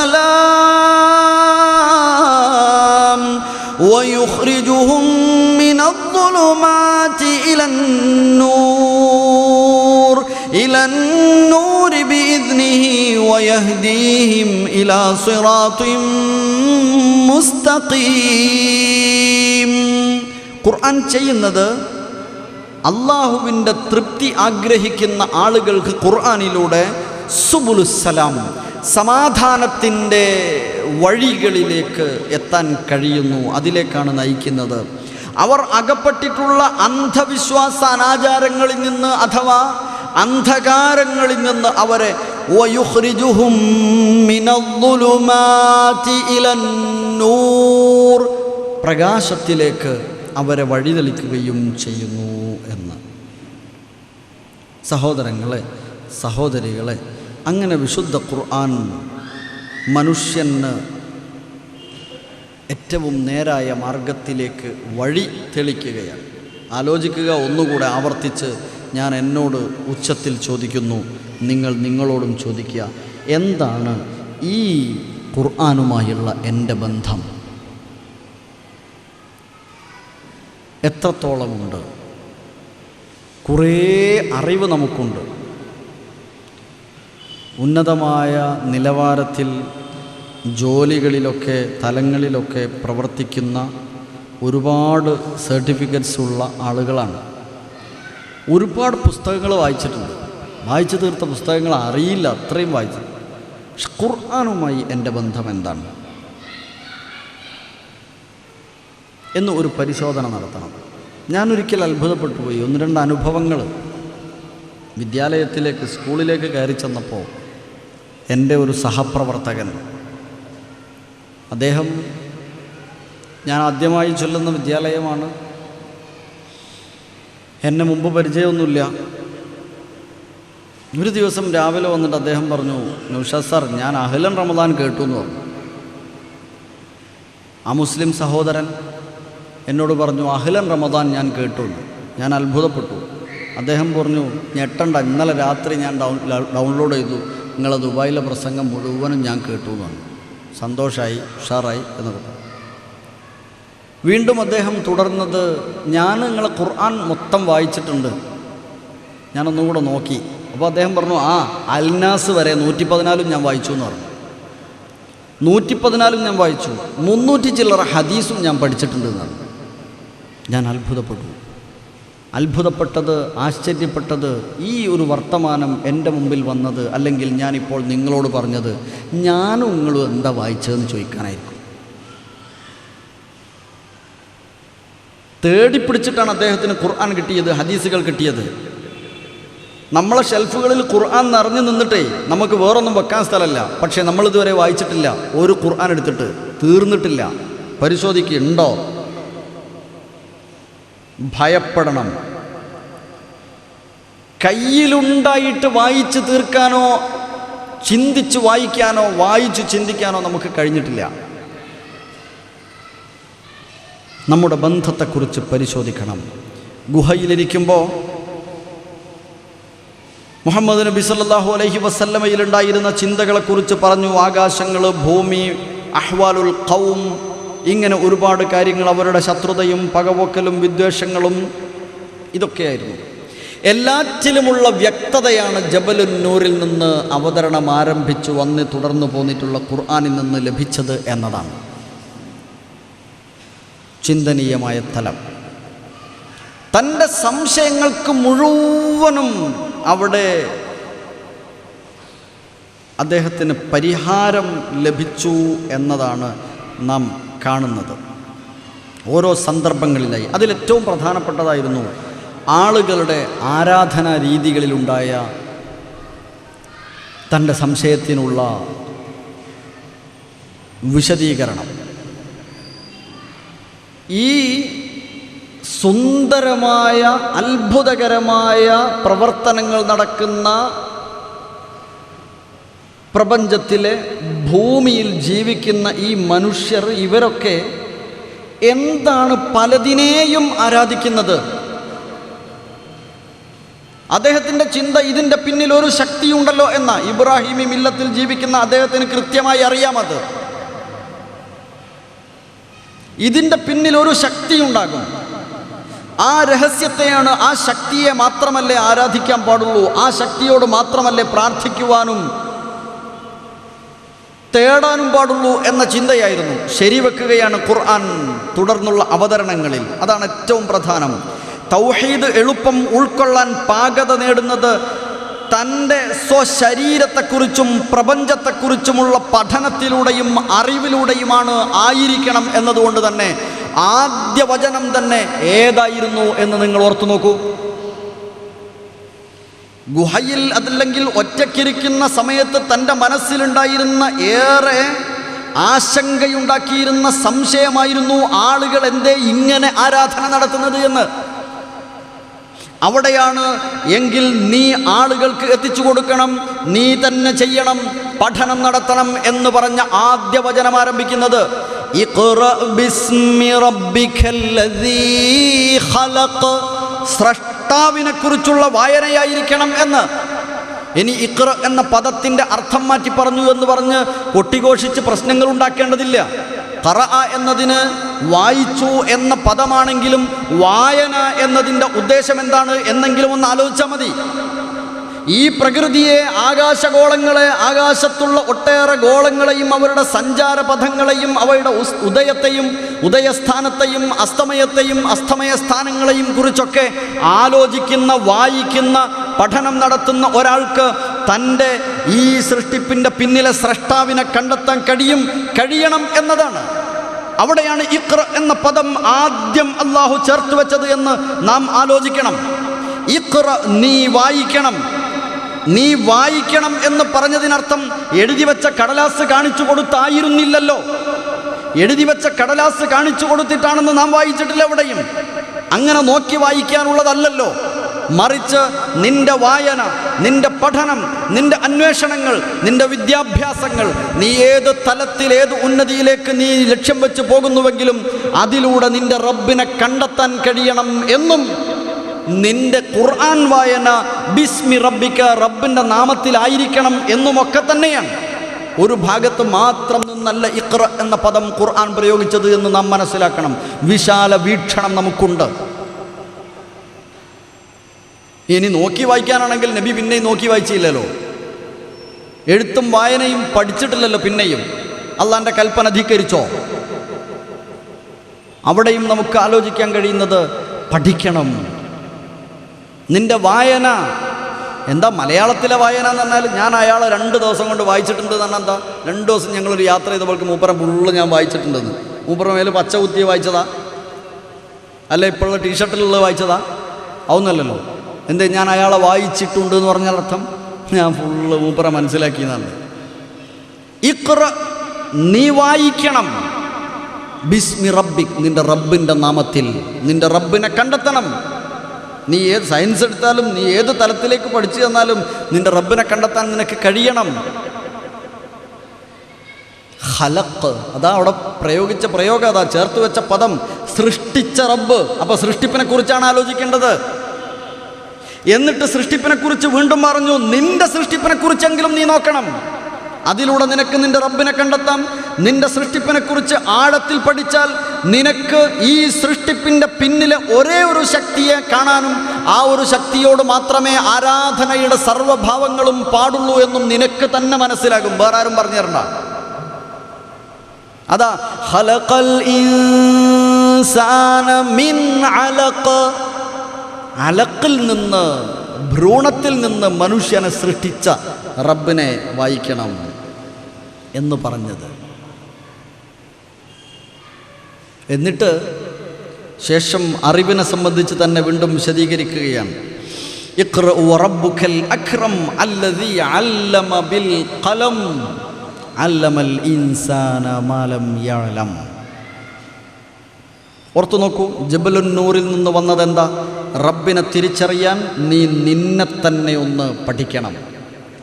നീ പ്രപഞ്ചത്തെക്കുറിച്ച് വായിക്കണം.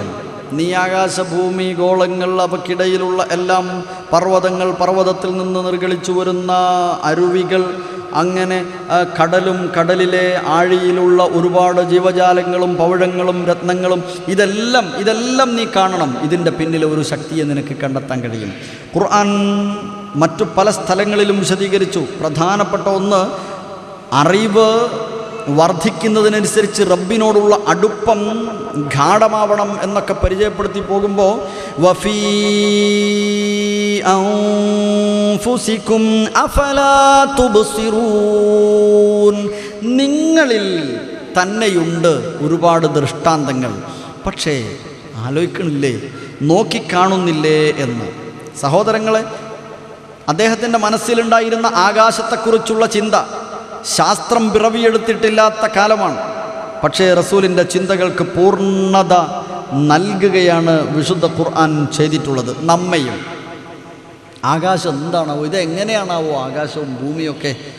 അപ്പോഴാണ് വിശുദ്ധ ഖുർആനിലെ അവതരണം വീണ്ടും വരുന്നത്. പ്രവാചകന് അവലം യറല്ലദീന കഫറൂ أن السماوات والأرض كانتا رتقا ففتقناهما وجعلنا من الماء كل شيء حي أفلا يؤمنون. വചനം അവതീർണമായി. തൻ്റെ സംശയങ്ങളിൽ പ്രധാനമായിരുന്നു അല്ലാഹു അല്ലാത്തവരെ, അല്ലെങ്കിൽ ഒരു ശക്തിയല്ലാത്ത ഒരുപാട് ശക്തികളെ വിളിച്ച് പ്രാർത്ഥിക്കുന്ന ആളുകളുടെ അവസ്ഥ. അതിന് പരിഹാരം അല്ലാഹു, അതിൻ്റെ വിശദീകരണം അല്ലാഹു നൽകി ഖുർആനിലൂടെ. മറ്റൊരു സംശയമായിരുന്നു ആകാശഗോളങ്ങളെക്കുറിച്ചൊക്കെ, ഈ ഗോളങ്ങളെക്കുറിച്ചൊക്കെ, പ്രപഞ്ചത്തെക്കുറിച്ച് അല്ലാഹു വിശദീകരണം നൽകി. വിശുദ്ധ ഖുർആനിലെ 21-ാം അധ്യായം അംബിയായിലെ 30-ാമത്തെ വചനത്തിൽ അവലം യറല്ലദീന കഫറൂ, നിഷേധികൾ കാണുന്നില്ലേ, കണ്ടില്ലേ, അന്നസ്സമാവാതി വൽ അർദ്, ഈ ആകാശങ്ങളും ഭൂമിയുമൊക്കെ കാനതാ റത്ഖാ, അത് ഒട്ടിയ ഒന്നായിരുന്നു, ഒറ്റ ഗോളമായിരുന്നു, ഒരു കഷ്ണം, ഒരു കട്ടിയായിരുന്നു, ഒരു കട്ടയായിരുന്നു എന്ന്. ഫഫതഖ്നാഹുമാ, നാം അതിനെ വേർപ്പെടുത്തുകയാണ് ഉണ്ടായത് എന്ന്. ശാസ്ത്രം വികസിച്ചിട്ടില്ല. ദൂരെ നോക്കിയിട്ട് കാര്യം മനസ്സിലാക്കാനുള്ള യാതൊരു ഉപകരണങ്ങളും ഇല്ല. ശാസ്ത്രഗ്രന്ഥങ്ങളൊന്നും നേരത്തെ ഇല്ല. എഴുത്തും വായനയും പഠിച്ചിട്ടില്ല. അങ്ങനെയുള്ളൊരു പ്രവാചകൻ ഇത് പറഞ്ഞത് തീർച്ചയായും ജബലുൻ നൂറിൽ നിന്ന്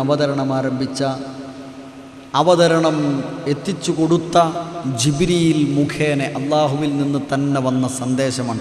അവിടെയും അവസാനിച്ചില്ല. ഏറെ ചിന്തനീയമായ മറ്റൊന്ന്, അദ്ദേഹം ഒരുപാട് സംശയങ്ങൾ, ഇന്ന് ശാസ്ത്രം തെളിയിച്ചുകൊണ്ടിരിക്കുന്ന ഒരുപാട് വിഷയങ്ങൾ അന്ന് തന്നെ സമൂഹത്തിൻ്റെ മുമ്പിൽ എത്തിച്ചു കൊടുത്തു എന്നതാണ്. എല്ലാം ഒന്നും വിട്ടുപോയില്ല. മാ ഫറത്തുന ഫിൽ കിതാബ് എന്ന് പറഞ്ഞില്ലേ, ഖുർആനിൽ ഒന്നും വിട്ടുപോയിട്ടില്ല, ഒന്നും വിട്ടുപോയിട്ടില്ല. അങ്ങനെയാണ്. അന്തരീക്ഷത്തിൽ അല്ലെങ്കിൽ ഉയരുന്തോറും ഓക്സിജൻ കുറയും എന്ന് ശാസ്ത്രലോകം പിന്നീട് പഠിച്ചെടുക്കുക, മനസ്സിലാക്കുക. പക്ഷേ ഈ ശാസ്ത്രം വികസിച്ചിട്ടില്ലാത്ത കാലത്ത് റസൂലുള്ള ഈ ജബലുൻ നൂറിൽ നിന്ന് അവതരണം ആരംഭിച്ച ഖുർആനിലെ തുടർന്നുള്ള വചനങ്ങളിൽ നിന്ന് ആളുകളെ ലോകത്തെ പഠിപ്പിക്കുക. ഏതാ വചനം?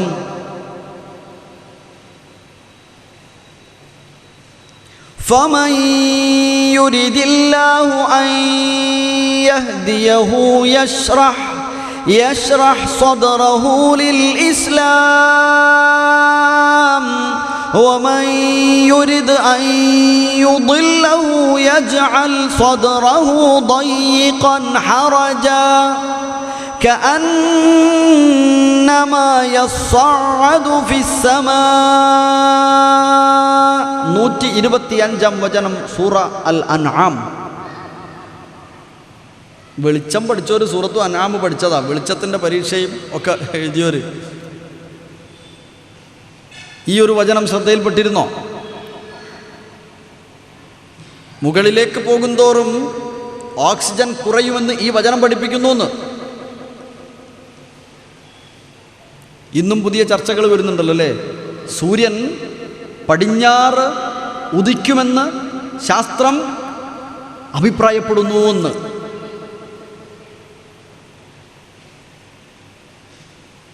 ഖുർആനിൻ്റെ വഴിയിലേക്ക് വരുന്നു. ഖുർആൻ അന്ന് തന്നെ പഠിപ്പിച്ചു. എന്താ ഇവിടെ പറഞ്ഞത്? ഒരാളെ നന്നാക്കണം, അല്ലെങ്കിൽ ഒരാൾക്ക് ഹിദായത്ത് കിട്ടണം എന്നുണ്ടെങ്കിൽ അള്ളാഹു അയാളുടെ ഹൃദയത്തെ യശ്റഹ് സദ്റഹു ലിൽ ഇസ്ലാം, സമർപ്പണത്തിന് വേണ്ടി സമാധാന വഴിയിലേക്ക് അവൻ്റെ ഹൃദയത്തെ അള്ളാഹു വിശാലമാക്കി കൊടുക്കും. അല്ല, ദലാലത്തിലേക്കാണെങ്കിൽ യജ്അൽ സദ്റഹു ദയ്യിഖൻ ഹറജൻ, അവൻ്റെ ഹൃദയത്തെ അള്ളാഹു ദയ്യിഖൻ ഹറജൻ, കുടുസാക്കി കളയും. ദയ്യിഖൻ ഹറജൻ, ഏതുപോലെ കഅന്നമാ യസ്അദു ഫിസ്സമാ, ഉപരിലോകത്തേക്ക് ആകാശത്തേക്ക് കയറി ചെല്ലുന്നതുപോലെ ഇരിക്കുന്നു. മേലോട്ട് കയറുമ്പോഴേ ശ്വാസം കിട്ടാണ്ടാവുന്നു. ഇതുപോലെയാണ് ദലാലത്തിലേക്ക് പോകുന്നവൻ്റെ ഹൃദയം. ഇങ്ങനെ കുടുസായി പോകുന്നു. എത്ര ചിന്ത വിശാലമായ വചനങ്ങളാണ്. പറഞ്ഞു വന്നത് ജബലുന്നൂരിൽ നിന്നെന്ത് എന്നതാണ്. അത് പ്രവാചകനുണ്ടായിരുന്ന മുഴുവൻ സംശയങ്ങൾക്കും നിവാരണമുണ്ടായി എന്നാണ്. അത് പ്രവാചകൻ്റെ മാത്രം സംശയമല്ല എന്നതാണ് മറ്റൊരു തലം. എൻ്റെയും നിങ്ങളുടെയും ഒക്കെ സംശയങ്ങളാണ്. എൻ്റെയും നിങ്ങളുടെയും ഒക്കെ സംശയങ്ങൾക്കുള്ള മറുപടികളാണ്, വിശദീകരണങ്ങളാണ്. എൻ്റെയും നിങ്ങളുടെയും ഒക്കെ ജീവിത രീതികളിൽ വരുത്തേണ്ട മാറ്റങ്ങളെക്കുറിച്ചുള്ള മാർഗനിർദ്ദേശങ്ങളാണ് വിശുദ്ധ ഖുർആൻ അഥവാ ജബലുന്നൂരിൽ നിന്ന് അവതരണം ആരംഭിച്ച് 23 വർഷം കൊണ്ട് തീർത്തെടുത്ത ഖുർആനിക സന്ദേശങ്ങൾ എന്നാണ് സഹോദരങ്ങളെ ഞാൻ ഓർമ്മപ്പെടുത്തുന്നത്. അവസാനിപ്പിക്കാം. 9 അവസാനിപ്പിക്കും എന്നല്ലേ പറഞ്ഞത്? ഒരുപക്ഷെ 10-15 മിനിറ്റ് അധികമാവുമോ എന്ന് ഞാൻ ഭയപ്പെടുന്നു. നിങ്ങൾക്ക് ഭയപ്പാടുണ്ടോ? പ്രയാസമുണ്ടോ? അങ്ങനെ നിർത്തണമെങ്കിൽ പറയും വേണം. 9 നിർത്തണേ പറയണം. ഓക്കെ, പോകാം. തൗഹീദ് മാത്രമല്ല, തൗഹീദിന് പുറമേ ഒരുപാട് കാര്യങ്ങൾ നമ്മൾ പറഞ്ഞല്ലോ. പ്രവാചകൻ്റെ സംശയങ്ങൾ എന്തൊക്കെയായിരുന്നു? തൗഹീദ് വിഷയത്തിൽ ആളുകളുടെ ഒരുപാട് പലതിനെയും ആരാധിക്കുന്ന, പലരോടും പ്രാർത്ഥിക്കുന്ന, പലതിനെയും പൂജിക്കുന്ന അവസ്ഥ ഒന്ന്.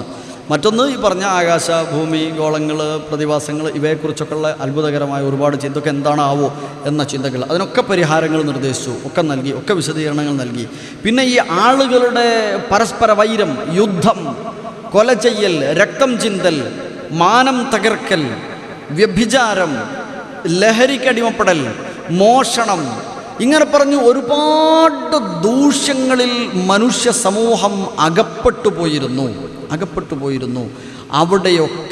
അവിടെയൊക്കെ അഥവാ അന്നത്തെ ജാഹിലിയ്യത്തിൽ ആളുകളുടെ അവസ്ഥകളെക്കുറിച്ച് വിശദീകരിക്കപ്പെടുന്നത് അഹമ്മുൽ അഖ്ലാഖ് അൽ ഫാസിദ ഇൻദൽ അറബ് ഫി സിത്ത എന്നാണ്. 6 തലങ്ങളെക്കുറിച്ച് വിശദീകരിക്കുന്നുണ്ട്. അന്ന് അവിടെ ഉണ്ടായിരുന്നവരുടെ മോശമായ രീതികൾ. 1 ഇബാദത്തുൽ അസ്നാം, ബിംബങ്ങളെ ആരാധിക്കുന്നു. 2 അക്ലുൽ മൈത്ത, ശവം ഭക്ഷിക്കുന്നു. മറ്റൊന്ന് അഥവാ ഫിഹാ മിനൽ മദറ മാ ഫിഹ, അങ്ങനെ മൈത്തത്ത്, ശവം കഴിക്കുന്നു. ഇത്യാനുൽ ഫവാഹിഷ്, എല്ലാ മ്ലേച്ഛമായ കാര്യങ്ങളും ചെയ്യുന്നു. 4 ഖത്ഉൽ അർഹാം, കുടുംബ ബന്ധങ്ങൾ വിച്ഛേദിക്കുന്നവർ. 5 അൽ ഇസാഅ ഇലൽ ജാർ, ജീറാൻ, അയൽവാസികളോട് ഏറ്റവും മോശമായ പെരുമാറ്റങ്ങൾ, അക്രമങ്ങൾ നടത്തിക്കൊണ്ടിരിക്കുന്നു. അക്ലുൽ ഖവി അദ്ദഈഫ്, ശക്തിയുള്ളവൻ അല്ലേ, കയ്യൂക്കുള്ളവൻ കാര്യക്കാരൻ, നമ്മളെ ഭാഷയിൽ പറയാം. കയ്യൂക്കുള്ളവൻ കാര്യക്കാരനാകുന്നു. വലിയോൻ ചെറിയോനെ തിന്നാളെന്നാണ് പ്രയോഗിച്ചത്. കയ്യൂക്കുള്ളവൻ കാര്യക്കാരനാകുന്നു. ഇങ്ങനെ ഉണ്ടായിരുന്ന ഒരു സമൂഹം, അവരെക്കുറിച്ച് ആലോചിക്കുന്നു. ഖുർആനിലൂടെ പ്രവാചകൻ സല്ലല്ലാഹു അലൈഹി വസല്ലമയ്ക്ക് അള്ളാഹു ഒരുപാട് സന്ദേശങ്ങൾ നൽകി. അത് സമൂഹത്തെ പഠിപ്പിച്ചു. അവർക്ക് പരിവർത്തനമുണ്ടായി. ജബലുന്നൂരിൽ നിന്ന് എന്തു വന്നു എന്ന് ചോദിച്ചാൽ, എൻ്റെ സ്വഭാവത്തിൽ മാറ്റമുണ്ടാകണം എന്നുള്ള ചില വചനങ്ങൾ എനിക്ക് ലഭിച്ചു. അതാ ഞാൻ പറഞ്ഞു വരുന്നത്. ആരോടൊക്കെ എങ്ങനെയൊക്കെ സംസാരിക്കണം,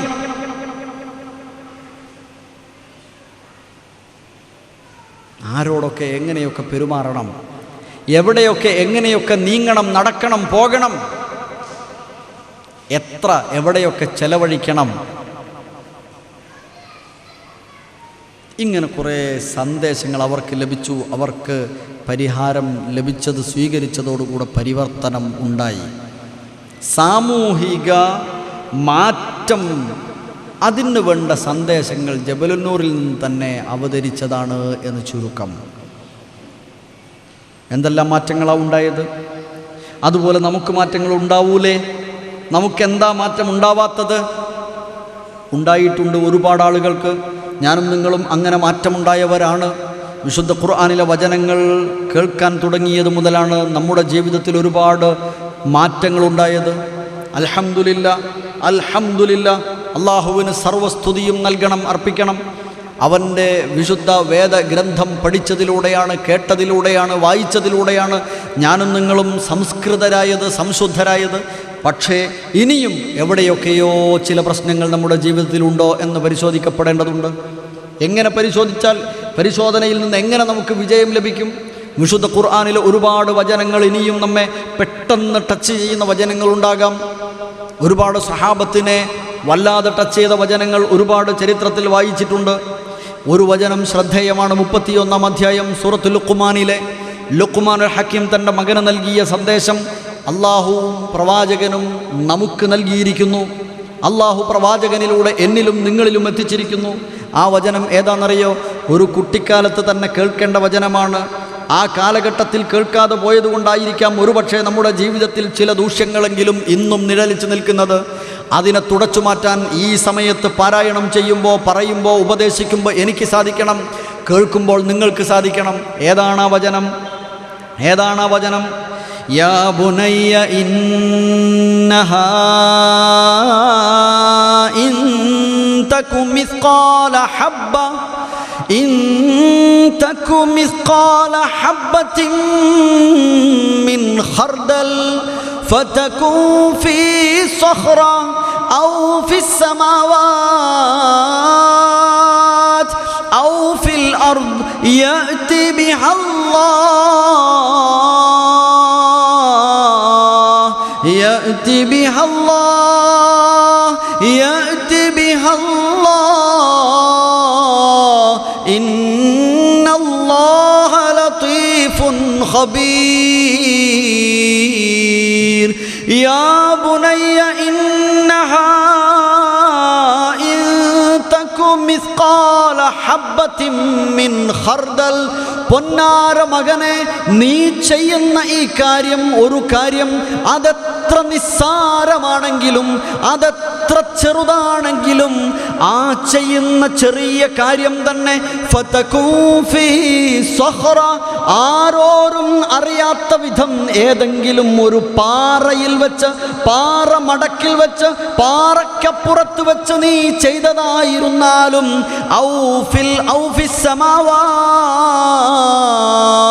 ആകാശഗോളങ്ങളിൽ എവിടെയെങ്കിലും നീ ചന്ദ്രനിൽ ചെല്ലുമെങ്കിൽ അവിടെ ചെന്നിട്ടായിരുന്നാലും, ചൊവ്വായിൽ ചെല്ലുമെങ്കിൽ അവിടെ ചെന്നിട്ടായിരുന്നാലും, നിന്റെ വാനയാത്രയിൽ വിമാനത്തിൽ ഒറ്റയ്ക്കിരുന്നോ അവരുടെ, അവളുടെ, അവൻ്റെ കൂടെയായിരിക്കുമ്പോഴോ ചെയ്തതായിരുന്നാലും, ഭൂമിയിൽ ഏതെങ്കിലും ആരോരും അറിയാത്ത കാണാത്ത കോണിൽ വെച്ച്, ഏതെങ്കിലും റിസോർട്ടിൽ വെച്ച്, ഏതെങ്കിലും റിസോർട്ടിൻ്റെ മറവിൽ ഉദ്യാനത്തിൽ വെച്ച് ചെയ്തതായിരുന്നാലും ശരി,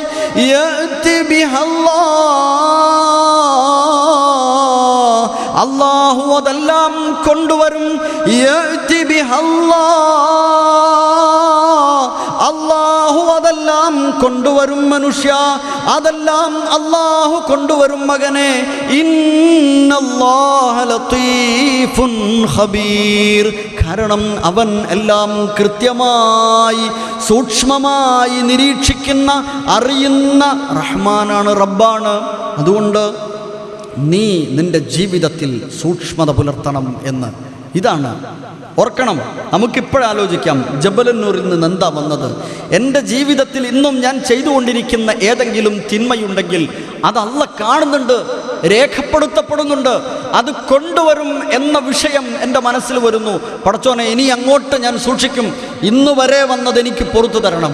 അല്ലാഹുവേ ഞങ്ങൾക്കൊക്കെ, എനിക്കും ഇവർക്കും അല്ലാഹുവേ വന്നു പോയിട്ടുള്ള തെറ്റുകുറ്റങ്ങൾ പുറത്തു മാപ്പാക്കി തരണമേ റഹ്മാനെ. റബ്ബനാ ലാ തുആഖിദ്നാ ഇൻ നസീനാ ഔ അഖ്തഅനാ. അല്ലാഹുവേ ഞങ്ങൾക്ക് മറന്നുപോയതിൻ്റെയോ തെറ്റുവന്നതിൻ്റെയോ പേരിൽ നീ ഞങ്ങളെ പിടികൂടരുതേ റഹ്മാനെ എന്ന് പ്രാർത്ഥിക്കണം. സഹോദരങ്ങളെ സഹോദരികളെ, നമ്മളൊക്കെ ഈ ഒരു സന്ദേശം എൻ്റെയും നിങ്ങളുടെയും ജീവിതത്തിന് പരിവർത്തനമുണ്ടാക്കണം.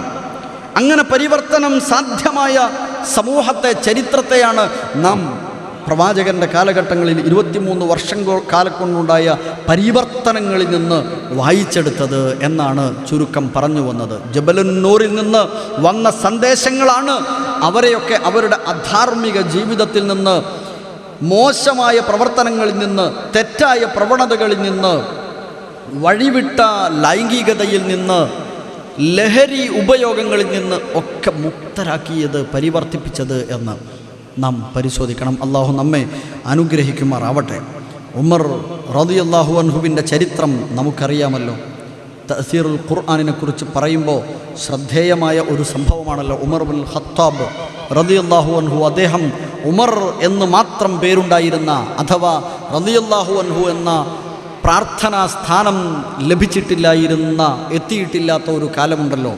അന്ന് ആ കാലഘട്ടത്തിൽ അദ്ദേഹം അവിടെ കാന റഅ്സൻ മിൻ റുഊസിൽ കുഫർ, കുഫറിൻ്റെ തലപ്പത്തായിരുന്നു അദ്ദേഹം. യുഹാരിബു കുല്ല മൻ അസ്ലം, ഇസ്ലാം സ്വീകരിക്കുന്ന അല്ലെങ്കിൽ മുസ്ലിംകളെ മുഴുവനും ഉപദ്രവിക്കുന്ന, യുദ്ധം ചെയ്യുന്ന, അവരോട് യുദ്ധം ചെയ്യുന്ന, അവരെ കൊല ചെയ്യണം എന്ന് പറയുന്ന, പ്രവാചകനെ കൊല ചെയ്യാൻ വാളൂരി നടക്കുന്ന ഒരു പ്രകൃതത്തിലായിരുന്നല്ലോ.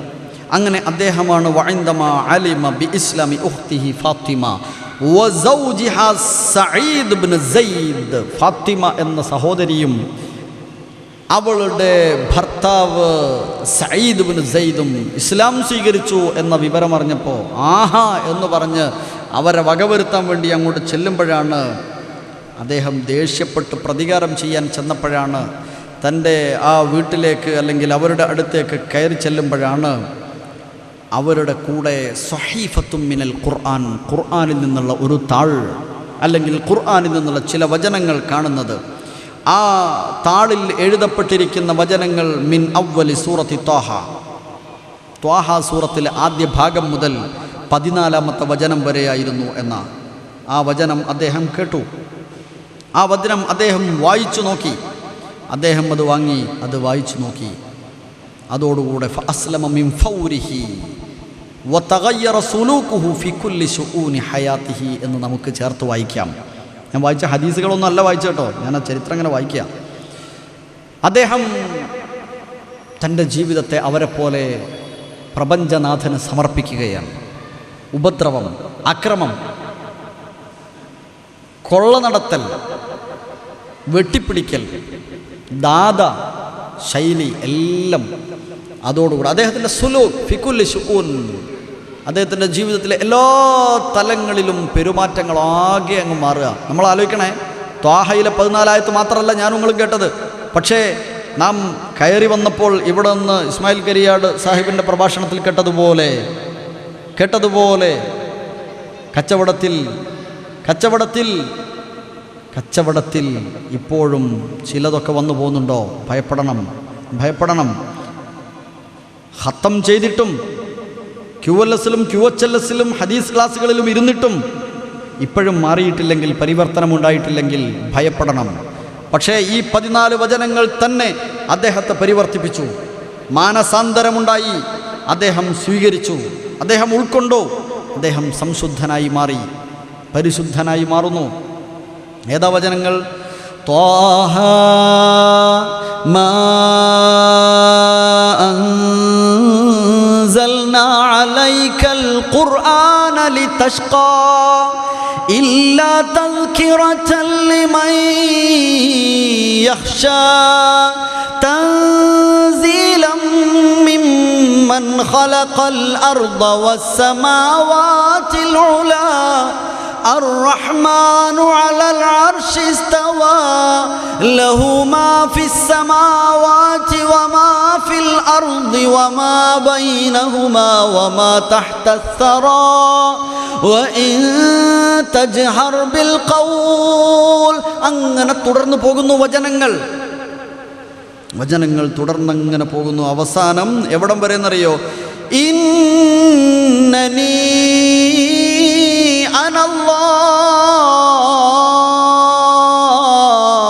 ഇന്നനീ അനല്ലാഹു ലാ ഇലാഹ ഇല്ലാ അന ഫഅ്ബുദ്നി ഇല്ലാ അന ഫഅ്ബുദ്നി വഅഖിമിസ് സ്വലാത ലിദിക്രി. നാം വചനങ്ങൾ ഇങ്ങനെ കേട്ടു, നമുക്കതിൻ്റെ അർത്ഥതലങ്ങൾ അറിയാത്തതുകൊണ്ട് ഇതെന്താണ് എന്ന് അത്രമാത്രം ചിന്തിക്കാൻ കഴിഞ്ഞില്ല എന്നത് മാത്രമാണ് നമ്മുടെ മുമ്പിലെ പ്രശ്നം. സൂറത്തു ത്വാഹയിലെ വചനങ്ങളിൽ അവിടെ അതിനിടയ്ക്കുള്ള ചില വിഷയങ്ങളുണ്ടല്ലോ, അതൊന്ന് പരിശോധിച്ച് നോക്കൂ. എന്തൊക്കെയാ പറഞ്ഞത്? ആദ്യ വചനങ്ങൾ തന്നെ നോക്കൂ, ഏറെ ടച്ച് ചെയ്യുന്ന വചനങ്ങളാണ്. ത്വാഹ മാ അൻസൽനാ അലൈക്കൽ ഖുർആന ലിതഷ്ഖാ. ഈ ഖുർആൻ നിനക്ക് പ്രയാസമുണ്ടാക്കാനുള്ളതല്ല. ഈ ഖുർആൻ കൊണ്ട് നിനക്കൊരു പ്രയാസം ഉണ്ടാവില്ല. അത് ഉൾക്കൊള്ളുന്നത് കൊണ്ട് നിനക്ക് നിന്റെ ജീവിതത്തിൽ ഒരു പ്രയാസവും നേരിടേണ്ടി വരില്ല. അതിനു വേണ്ടിയല്ല, മറിച്ച് ഇല്ലാ തദ്കിറതൻ ലിമൻ യഖ്ശാ. ഭക്തി ആഗ്രഹിക്കുന്നവർക്ക്, ഭയപ്പെടുന്ന ആളുകൾക്ക്, ഭയഭക്തരാകാൻ ആഗ്രഹിക്കുന്നവർക്കുള്ള ഉത്ബോധനങ്ങൾ, ഓർമ്മപ്പെടുത്തലുകളാണ് ഈ വചനങ്ങൾ. എന്നിട്ട് അത് അവതരിപ്പിച്ചത് ആരാണെന്നും അവനെക്കുറിച്ചൊക്കെ വിശദീകരിക്കുന്നു. അവനുള്ളതാണ് ആകാശഭൂമികളിൽ, അതിനിടയിൽ ഭൂമിക്ക് താഴെ എല്ലാം അവനുള്ളതാണ്. നീ പരസ്യമാക്കുന്നത്, നീ രഹസ്യമാക്കുന്നത് എല്ലാം അവൻ അറിയും. അവനല്ലാതെ ആരാധ്യനില്ല. സർവനാമങ്ങളും അവൻ്റേതാണ്. എന്നിട്ട് മൂസാ നബിയുടെ ചരിത്രം ചോദിക്കുന്നു.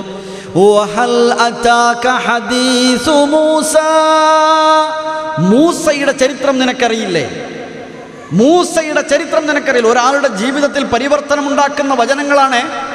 പക്ഷേ മൂസാ നബിയുടെ ചരിത്രം കേട്ടിട്ട് ഇതുവരെ ഒരു പരിവർത്തനം ഉണ്ടായിട്ടില്ല. മറിച്ച് ബഡിൻ്റെ കാര്യവും ബഡി സിഹറായ കാര്യവും മാത്രമേ നമുക്ക് ചർച്ച ചെയ്യാനുള്ളൂ. ഇവിടെയാ വിഷയം.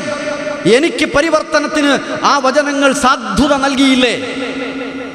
മൂസാ നബിയുടെ ചരിത്രം കേട്ടപ്പോൾ വടിയെക്കുറിച്ചുള്ള പഠനം നടത്തിയതായിരുന്നില്ല ഉമർ റളിയല്ലാഹു അൻഹു. അദ്ദേഹം ചിന്തിച്ചു, തന്നെക്കുറിച്ച് ചിന്തിച്ചു. അദ്ദേഹം സ്വീകരിച്ചു, ഖുർആനിനെ ഉൾക്കൊണ്ടു. ഏതാ വചനം? വഹൽ അതാക ഹദീസു മൂസ. മൂസയുടെ ചരിത്രം, വർത്തമാനം നിനക്ക് വന്നിട്ടുണ്ടോ? എന്താണത്? إذ رأى نارا فقال لأهلهم كثوا إني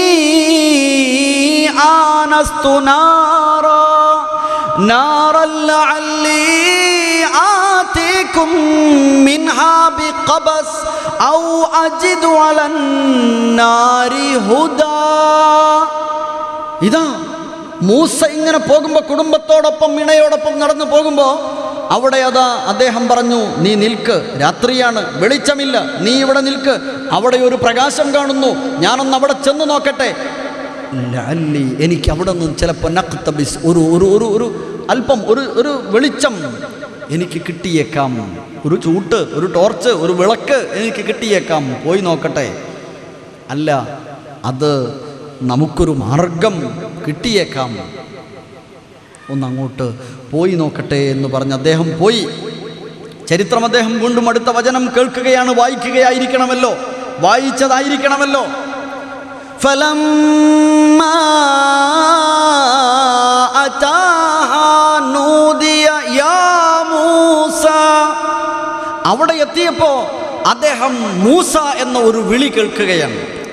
മൂസ എന്ന വിളി കേട്ടു. നോക്കൂ നിങ്ങൾ, അതിങ്ങനെ വീണ്ടും കാതോർക്കാനല്ലേ മനസ്സ് വരുന്നത്? അത് വീണ്ടും അടുത്ത പേജ് മറിച്ചിട്ട് വായിക്കാനല്ലേ മനസ്സ് തോന്നുന്നത്? അദ്ദേഹം വായിച്ചു നോക്കി.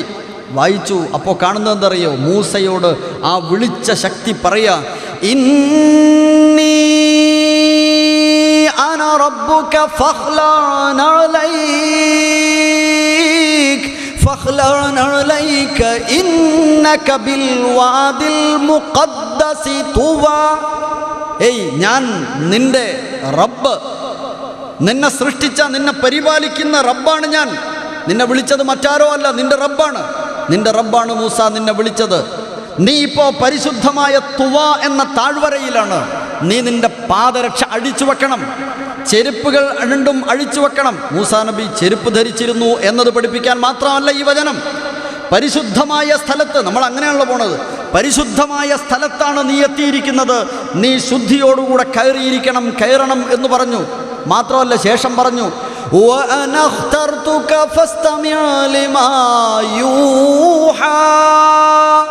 നിനക്കിനി നൽകപ്പെടാൻ പോകുന്ന സന്ദേശങ്ങളെ നീ കാതോർക്കണം, ശ്രദ്ധിച്ചു കേൾക്കണം. ഞാൻ നിന്നെ തെരഞ്ഞെടുത്തിട്ടുണ്ട്. കൊല ചെയ്യാൻ, പ്രതികാരം ചെയ്യാൻ വേണ്ടി തൻ്റെ സഹോദരിയുടെയും അളിയൻ്റെയും അടുത്തേക്ക് കയറി വരുന്ന ഒരു മനുഷ്യൻ, ആ മനുഷ്യൻ്റെ മനസ്സിനുള്ളിലേക്ക് വരുന്നത് എന്തെല്ലാം സംഭവ ബഹുലമായ കാര്യങ്ങളാണെന്ന് ഓർത്തു നോക്കൂ.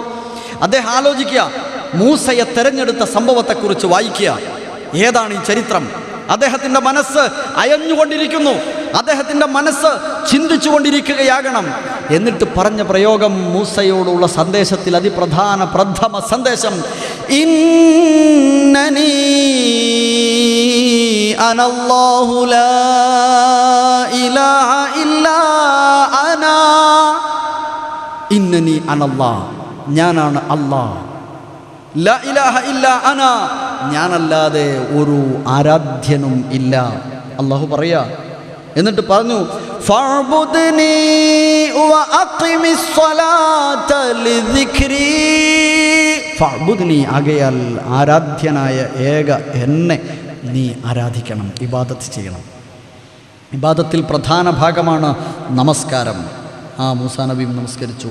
വഅഖിമി സ്വലാ, നീ നമസ്കാരം നിലനിർത്തണം. ലിദിക്രി, എന്നെ ഓർക്കാൻ വേണ്ടി എന്ന്. നിസ്കാരം അള്ളാഹനെ ഓർക്കാനാണ്. നമുക്ക് ഓർമ്മ വരാത്തൊരു സമയമാണോ നിസ്കാരം എന്നുകൂടെ ചിന്തിച്ചേക്ക്.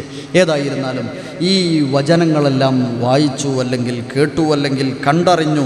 ആ സമയത്ത് അദ്ദേഹത്തിനുണ്ടായ പരിവർത്തനം, ചുരുക്കി പറഞ്ഞാൽ ജബലുന്നൂരിൽ നിന്നെന്നുണ്ടായി എന്ന് ചോദിച്ചാൽ, അന്ന് പ്രവാചകൻ്റെ കാലഘട്ടത്തിലുണ്ടായിരുന്ന അങ്ങേയറ്റം പോക്കിരിത്തരം കാണിച്ചിരുന്ന പലരും, അതിൽ പ്രമുഖനായ ഉമറിന് പോലും ലോകത്തെ മുഴുവൻ മനുഷ്യർക്കും ഏറ്റവും മാതൃകായോഗ്യനായ മാതൃകാ ഭരണം നടത്തി കാണിച്ചു കൊടുത്ത, ഇനിയൊരു ഭരണം വരികയാണെങ്കിൽ അത് ഉമറിൻ്റെ ഭരണമാകണമെന്ന് ഈ കാലത്ത് അടുത്തുപോലും പറയപ്പെട്ടിട്ടുള്ള, അങ്ങനെ ഒരു ഭരണം നടത്താൻ മാത്രം പാകതയുള്ള അവസ്ഥയിലേക്ക്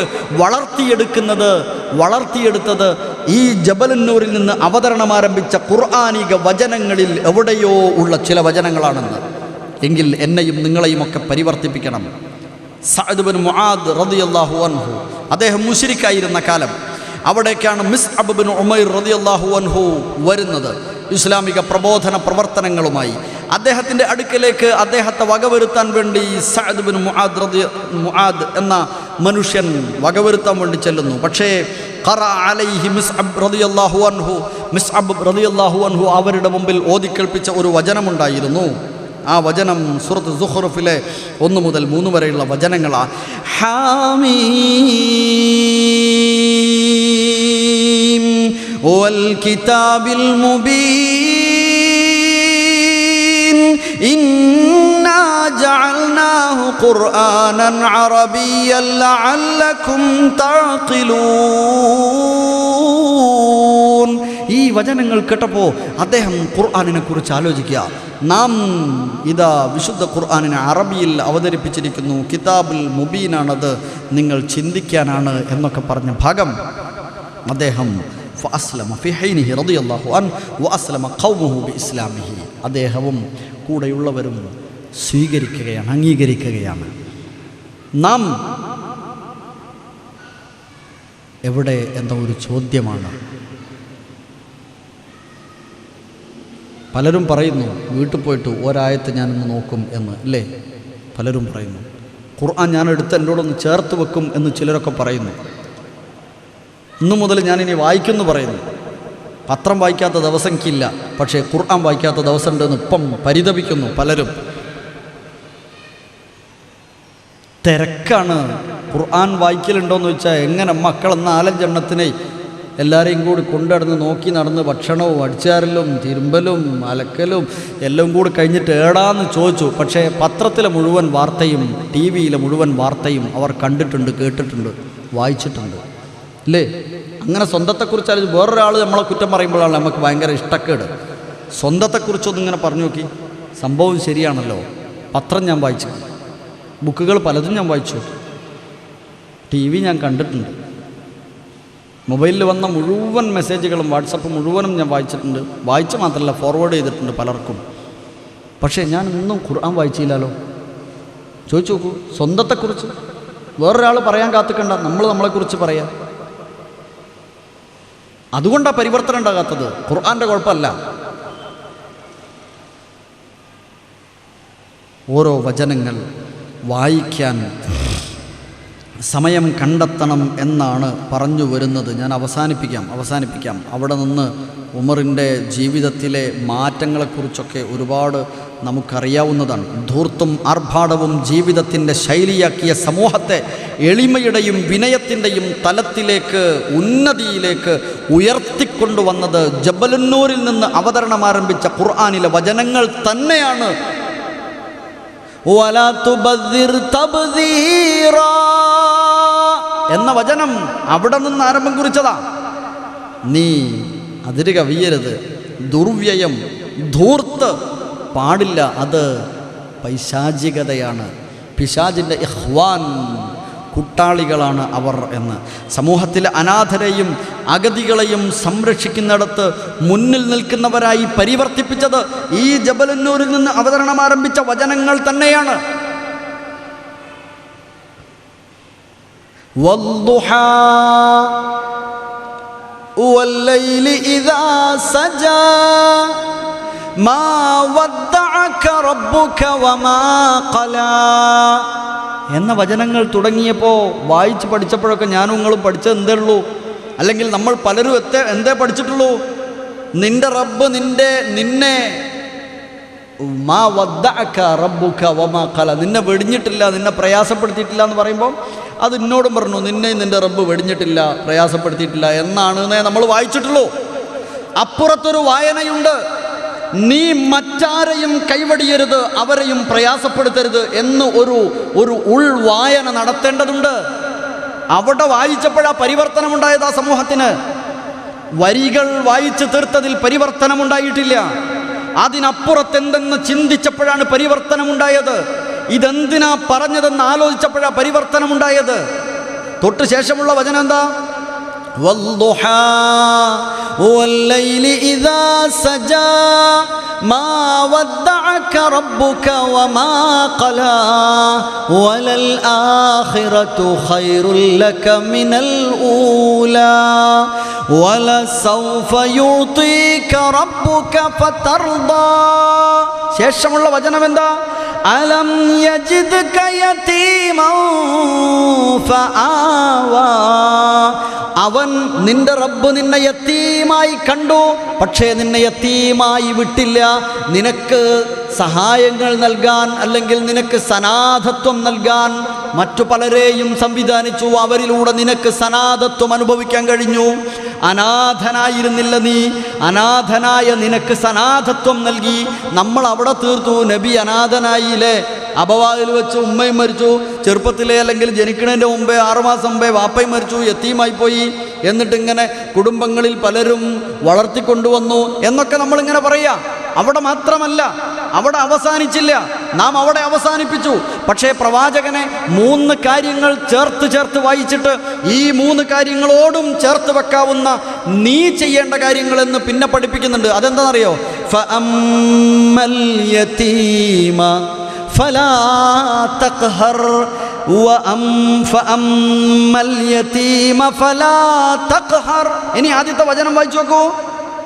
ആദ്യത്തെ വചനം എന്താ? നീ യതീമായപ്പോൾ നിന്നെ എന്ത് ചെയ്തു? നിനക്ക് അഭയം നൽകി, സനാതത്വം നൽകി. ഇനി നിൻ്റെ നാട്ടിൽ യതീമിനെ കണ്ടാൽ നീ എന്ത് ചെയ്യണം? നീ അവർക്കും സനാതത്വം നൽകണം. ഇതാ വചനം, ഇതാ വചനം. തൊട്ട് ശേഷമുള്ള 2 വചനങ്ങളും അവസാനത്തെ 2 വചനങ്ങളും തമ്മിൽ നിങ്ങൾ കണക്ട് ചെയ്ത് വായിച്ചു നോക്കൂ. നമ്മളെ സമയം ഞാൻ പറഞ്ഞ 15 മിനിറ്റ് അവസാനിക്കുകയാണ്. ഇങ്ങനെ സമൂഹത്തിൽ വലിയ സംസ്കരണം, ആ തുറയിലുമുള്ള സംസ്കരണം ഉണ്ടാക്കുകയായിരുന്നു ജബലുൻ നൂറിൽ നിന്ന് തുടങ്ങിയ അവതരണത്തിൽ തുടർന്നു പോന്ന വചനങ്ങൾ എന്ന്. സംഘടനകൾ വ്യത്യസ്തമാണ്, ഒരുപാട് സംഘടനകളുണ്ട്. വിഭജിച്ചു, യോജിച്ചു, വിഭജിച്ചു, അല്ലേ? അങ്ങനെ ഒരുപാട് ആളുകൾ. ഏത് മുജാഹിദ് സംഘടനയെക്കുറിച്ചല്ല ഞാൻ പറയുന്നത്. മനുഷ്യരിലുള്ള ഒരുപാട് സംഘടനകൾ, എല്ലാവരും അങ്ങനെ തന്നെയാണ്. മനുഷ്യരിൽ ഒരുപാട് വിഭാഗങ്ങളുണ്ട്, ഒരുപാട് മതങ്ങളുണ്ട്, ഒരുപാട് ഉപഘടകങ്ങളുണ്ട്. ഓരോ മതങ്ങളിലും വ്യത്യസ്ത ചിന്താഗതിക്കാരുണ്ട്. സുന്നി, മുജാഹിദ്, ജമാഅത്ത്, അതിലൊക്കെ ഒരുപാട്. സുന്നി നോക്കുക, മുജാഹിദ് ആരെങ്കിലും എവിടെങ്കിലും എന്തെങ്കിലും ഒന്ന് ബുദ്ധിമുട്ട് അനുഭവിക്കുന്നത്, ഓൻ ഏതാ ജാതി? മുജാഹിദാണ്. എന്നാൽ ഓൻ അങ്ങനെ പോട്ടെ, അതിന് എന്തെങ്കിലും കുറച്ച് എരു കൂട്ടി കൊടുക്കുക. ഓൻ സുന്നി, അപ്പോൾ ലേശം എരു കൂട്ടി കൊടുക്കുക, ശക്തി കൂട്ടി കൊടുക്കുക. ഓൻ ജമാഅത്ത്, നമ്മളും അതിൻ്റെ ഉണ്ടല്ലോ, ഓരാരോ നോക്കിക്കോളും. ഇങ്ങനെ പറഞ്ഞ മനുഷ്യർ അല്ലേ? ചിലരൊക്കെ സുന്നി മുജാഹിദിനെ ആക്രമിക്കുക, മുജാഹിദ് സുന്നിയെ ആക്രമിക്കുക, ജമാഅത്ത് സുന്നിനെ ആക്രമിക്കുക, മുസ്ലിം അമുസ്ലിമിനെ ആക്രമിക്കുക, അമുസ്ലിം മുസ്ലിമിനെ ആക്രമിക്കുക, ക്രിസ്ത്യൻ മുസ്ലിമിനെ ഉപദ്രവിക്കുക, മുസ്ലിം ക്രിസ്ത്യനെ ഉപദ്രവിക്കുക. ഇങ്ങനെ മനുഷ്യർ പലരും അവരുടെ ആശയം, ആദർശം ഒക്കെ ഏതാന്ന് നോക്കിയിട്ട് ആക്രമണ പ്രവർത്തനങ്ങൾ നടത്തുന്നു, ഇഷ്ടക്കേടുകൾ കാണിക്കുന്നു, അന്യായം പ്രവർത്തിക്കുന്നു. ജബലുന്നൂരിൽ നിന്ന് അവതരണം ആരംഭിച്ച വിശുദ്ധ ഖുർആനിലെ സന്ദേശങ്ങൾ അവസാനിക്കുന്നതിന് മുമ്പ് തന്നെ സമൂഹത്തിൽ നിങ്ങൾ കാണിക്കേണ്ട, ബഹുമത സമൂഹത്തിൽ കാണിക്കേണ്ട, വ്യത്യസ്ത ആശയാദർശങ്ങളിൽ ജീവിക്കുന്ന മനുഷ്യർക്കിടയിൽ നിങ്ങൾ പാലിക്കേണ്ട മര്യാദകൾ എന്തായിരിക്കണം എന്നുകൂടെ പഠിപ്പിച്ചിട്ട് അവസാനിപ്പിച്ചത്. ും شنآن قوم على ألا تعدلوا اعدلوا هو أقرب للتقوى. സൂക്ഷ്മതയുള്ളവരാണെന്ന് പറഞ്ഞിട്ട് നിങ്ങളുടേതല്ലാത്ത ആദർശം വെച്ച് പുലർത്തുന്നവനെ വെട്ടി നുറുക്കാനോ? ഇല്ല, നിന്നെപ്പോലെ രക്തമുള്ളവനാണവൻ, നിന്നെപ്പോലെ മക്കളുള്ളവരാണ് അവർ, നിന്നെപ്പോലെ ഇണയുള്ളവനാണ് അവർ. അപകടപ്പെടുത്താൻ പാടില്ല, ദ്രോഹിക്കാൻ പാടില്ല, അപമാനത്തിന് ക്ഷതമേൽക്കുന്ന വർത്തമാനം പറയാൻ പാടില്ല. നിനക്ക് നിന്റെ ആദർശം പറയാമെന്നല്ലാതെ അവൻ്റെ മോശത്തരങ്ങൾ പറയണ്ട, നിന്റെ പോസിറ്റീവ് പറഞ്ഞാൽ മതി. നിനക്കൊരാളോട് ഒരുപക്ഷെ വെറുപ്പുണ്ടാകാം, ഇഷ്ടക്കേടുണ്ടാവാം, പക്ഷേ അനീതി കാണിക്കാൻ കാരണമാകരുത്, അനീതി കാണിക്കാൻ കാരണമാകരുത് എന്ന് പഠിപ്പിച്ചു വിശുദ്ധ ഖുർആൻ. ജബലുൻ നൂറിൽ നിന്ന് അവതരണം ആരംഭിച്ച വിശുദ്ധ ഖുർആനിലെ എല്ലാ വചനങ്ങളും ഞാൻ അവസാനിപ്പിക്കുക സഹോദരങ്ങളെ, അവസാനിപ്പിക്കുകയാണ്, ഇനി നീട്ടുന്നില്ല. സ്വർഗവും നരകവും പറഞ്ഞു. ജബലുൻ നൂറിൽ നിന്ന് വിളിച്ചത് എങ്ങോട്ടാണ് എന്നുകൂടെ പറഞ്ഞ് അവസാനിപ്പിക്കാം. സ്വർഗവും നരകവും പറഞ്ഞു, സ്വർഗവും നരകവും പടച്ചതിനെക്കുറിച്ച് പറഞ്ഞു, അതിൻ്റെ വിശാലതയെക്കുറിച്ചും അതിലെ സുഖ ദുഃഖങ്ങളെക്കുറിച്ചുമൊക്കെ വിശദീകരിച്ചു. നോക്കൂ നിങ്ങൾ, സ്വർഗം പടച്ചു, നരകം പടച്ചു. വിളിച്ചതെങ്ങോട്ടാ? അല്ലാഹു സുബ്ഹാനഹു വ തആല സ്വർഗത്തെ പടച്ചു, നരകത്തെ പടച്ചു. സ്വർഗം വിശാലമാണെന്ന് പറഞ്ഞു, നരകം കുടുങ്ങിയതാണെന്ന് പറഞ്ഞു. അല്ലാഹു വിളിച്ചതെങ്ങോട്ടാണ്? നന്മ ചെയ്താൽ സ്വർഗമുണ്ടെന്ന് പറഞ്ഞു, തിന്മ ചെയ്താൽ നരകമായിരിക്കുമെന്ന് പറഞ്ഞു. പക്ഷേ രണ്ടും പടച്ച, രണ്ടിനെക്കുറിച്ചും വിശദീകരിച്ചു തന്ന പടച്ചോൻ ആളുകളെ വിളിച്ചതെങ്ങോട്ടാ? അതാ ജബലുൻ നൂറിൽ നിന്നുള്ള സന്ദേശത്തിൽ അതിപ്രധാനമായ മറ്റൊന്ന് ചേർത്ത് വെക്കേണ്ടത്. വല്ലാഹു യദൂ ഇലാ ദാരിസ്സലാം, സമാധാനത്തിൻ്റെ ഭവനത്തിലേക്ക്, സ്വർഗത്തിലേക്കേ വിളിച്ചുള്ളൂ. നരകവും പറഞ്ഞെന്ന്, സ്വർഗവും പറഞ്ഞെന്ന്, പക്ഷേ വിളിച്ചത് സ്വർഗത്തിലേക്ക് മാത്രം. ജബലുൻ നൂറിൽ നിന്നുള്ള വിളി എങ്ങോട്ടാ? സ്വർഗത്തിലേക്ക്. ഇഹത്തിലും പരത്തിലുമുള്ള ശാന്തിയും സമാധാനവും ലഭ്യമാകാനുള്ള മാർഗങ്ങളെ പഠിപ്പിക്കുകയായിരുന്നു പ്രവാചകൻ്റെ 40-ാം വയസ്സിലെ നുബുവത്ത് മുതൽ 63-ാം വയസ്സിലെ മരണം വരെ പല സന്ദർഭങ്ങളിലായി ലൗഹുൽ മഹ്ഫൂദിൽ നിന്ന് അവതരിച്ച അഥവാ റമദാനിലെ അവസാന 10 ഏതോ ഒരു രാവിൽ അവതരണം ആരംഭിച്ച് 23 വർഷക്കാലം കൊണ്ട് ഘട്ടം ഘട്ടമായി അവതീർണമായി പരിപൂർണമാക്കപ്പെട്ടിട്ടുള്ള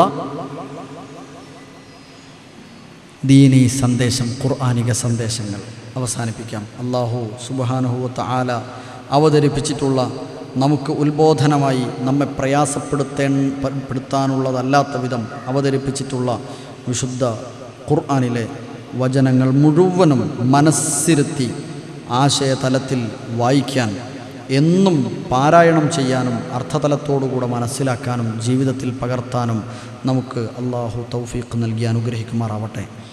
മദ്രസയെക്കുറിച്ചൊക്കെ പറഞ്ഞു, അതൊന്നും ഞാനിനി ചേർത്ത് വെക്കേണ്ടതില്ല, വ്യക്തമാണ്. എന്തിനാണ് ഖുർആൻ അവതരിച്ചത്, എന്താണ് ജബലുന്നൂറിൽ നിന്ന് വന്നിട്ടുള്ളത്, നമുക്കും നമ്മുടെ മക്കൾക്കും ജീവിതത്തിൽ ഇഹത്തിലും പരത്തിലും രക്ഷ ലഭിക്കുന്ന മാർഗനിർദ്ദേശങ്ങളാണ്. അത് പഠിക്കാനുള്ള അവസരങ്ങളേതോ അത് പ്രാവർത്തികമാക്കണം, അത് ഉൾക്കൊള്ളണം, അതിനോട് ചേർന്ന് നിൽക്കണം എന്നേ ഈ പറഞ്ഞതിൻ്റെ ഒരു അർത്ഥമുള്ളൂ. അതിനുവേണ്ടി പറഞ്ഞതുമല്ല, നാം പറഞ്ഞതിനോട് ചേർത്ത് അതിനെ നിങ്ങൾക്ക് വെക്കാം എന്ന് മാത്രം. അള്ളാഹു നമ്മെ തൗഫീഖ് ചെയ്ത് അനുഗ്രഹിക്കുമാറാവട്ടെ. പരലോകത്ത് ശാശ്വതമായ സ്വർഗ്ഗലോകത്ത് രക്ഷപ്പെടാൻ അള്ളാഹു എന്തെല്ലാം നന്മകൾ വേണോ അതൊക്കെ ചെയ്യാൻ നമുക്ക് അള്ളാഹു തൗഫീഖ് നൽകി അനുഗ്രഹിക്കുമാറാവട്ടെ. റഹ്മാനായ റബ്ബെ, നിന്നെ അറിയാൻ കഴിയുന്ന വിധത്തിൽ പഠനം നടത്തുന്നവരിൽ നീ ഞങ്ങളെ ഉൾപ്പെടുത്തണം റഹ്മാനെ. ഞങ്ങളുടെ പഠനങ്ങളിൽ നിന്ന് നിന്നെ കണ്ടെത്താൻ നീ ഞങ്ങൾക്ക് തൗഫീഖ് നൽകി അനുഗ്രഹിക്കണം റഹ്മാനെ. ജീവിതത്തിൽ വന്നുപോയ തെറ്റുകുറ്റങ്ങളെല്ലാം ഞങ്ങൾക്ക് നീ പുറത്ത് മാപ്പാക്കി തരണമേ റഹ്മാനായ റബ്ബെ. ഗഫൂറും ഗഫാറുമായ വദൂദും വഹാബുമായ അള്ളാഹുവെ, ജലാലായ അസീസായ അള്ളാഹുവെ, ഞങ്ങൾക്ക് നീ നിൻ്റെ റഹ്മത്തും ബർക്കത്തും മഗ്ഫിറത്തും മർഹമത്തും നൽകി അനുഗ്രഹിക്കണമേ അള്ളാഹുവെ. രോഗം കൊണ്ട് പ്രയാസപ്പെടുന്ന ഒരുപാട് ആളുകൾ, അപകടങ്ങളിൽപ്പെട്ട് ഇതുവരെ കൃത്യമായ ബോധം തിരിച്ചു വന്നിട്ടില്ലാത്ത ഒരുപാട് ആളുകൾ നിനക്കറിയാം അള്ളാഹുവെ. ഞങ്ങളുടെ പല സുഹൃത്തുക്കളിലും ഞങ്ങളുടെ കുടുംബങ്ങളിൽ പലരും ആ പ്രയാസങ്ങൾ അനുഭവിക്കുന്നവരുണ്ട്. അവരുടെ കുടുംബങ്ങൾ, അതുപോലെ സംസാരിക്കാൻ കഴിയുന്ന അവരിൽ പലരും പ്രാർത്ഥന കൊണ്ട് വസിയത്ത് ചെയ്തിട്ടുണ്ട്. ഇതുപോലുള്ള സദസ്സുകളിൽ പ്രത്യേകം പ്രാർത്ഥിക്കണം എന്ന് പറഞ്ഞ് വസിയത്ത് ചെയ്തിട്ടുണ്ട്. അള്ളാഹുവെ, ഞങ്ങൾ അവർക്ക് വേണ്ടി നിന്നോട് ചോദിക്കുന്നു, അവരുടെ പ്രയാസങ്ങൾ നീ എളുപ്പം കശ്ഫ് ചെയ്ത് തുറവി നൽകി അനുഗ്രഹിക്കണമേ. അവരുടെ പാപങ്ങളെല്ലാം അവർക്ക് പുറത്തു കൊടുത്ത് മാപ്പാക്കി അവരുടെ പ്രയാസങ്ങളിൽ നിന്ന്, രോഗങ്ങളിൽ നിന്ന് അവർക്ക് ശിഫ നൽകി അനുഗ്രഹിക്കണമേ. ഷാഫിയായവൻ നീ മാത്രമാണ്, കാശിഫായവൻ നീ മാത്രമാണ്. ശിഫയ്ക്ക് വേണ്ടിയും കശ്ഫിന് വേണ്ടിയും നിന്നോട് മാത്രമേ ഞങ്ങൾ ചോദിക്കാറുള്ളൂ. അള്ളാഹുവെ, അവർക്കും ഞങ്ങൾക്കുമൊക്കെ ശിഫയും കശ്ഫും നൽകി അനുഗ്രഹിക്കണമേ റഹ്മാനെ. ശമനവും തുറവിയും നൽകി അനുഗ്രഹിക്കണമേ റഹ്മാനായ റബ്ബെ. അള്ളാഹുവെ, ഒരുപാട് ആളുകൾ, ഞാൻ ഇന്നലെ ഒരു സുഹൃത്തിനെ, 21 വയസ്സായ ഒരു സുഹൃത്തിനെ പരിചയപ്പെട്ടു. അദ്ദേഹം കാണണമെന്ന് ആഗ്രഹിക്കുന്നു എന്ന് പറഞ്ഞിട്ട് പോയതാ. അദ്ദേഹം 6 മാസമായപ്പോൾ തൻ്റെ ഉമ്മ അദ്ദേഹത്തെ പ്രസവിച്ചു. അന്ന് മുതൽ ഇന്ന് വരെ ആശുപത്രിയിലാണ്. ഇന്നും രാവിലെ മുതൽ വൈകുന്നേരം വരെ ആഴ്ചയിൽ 3 ദിവസം തെറാപ്പി ചെയ്യണം. എന്തിനെന്നല്ലേ, കൈകാലുകൾ മടങ്ങിക്കിടക്കുന്നു, അത് നിവർത്തണം.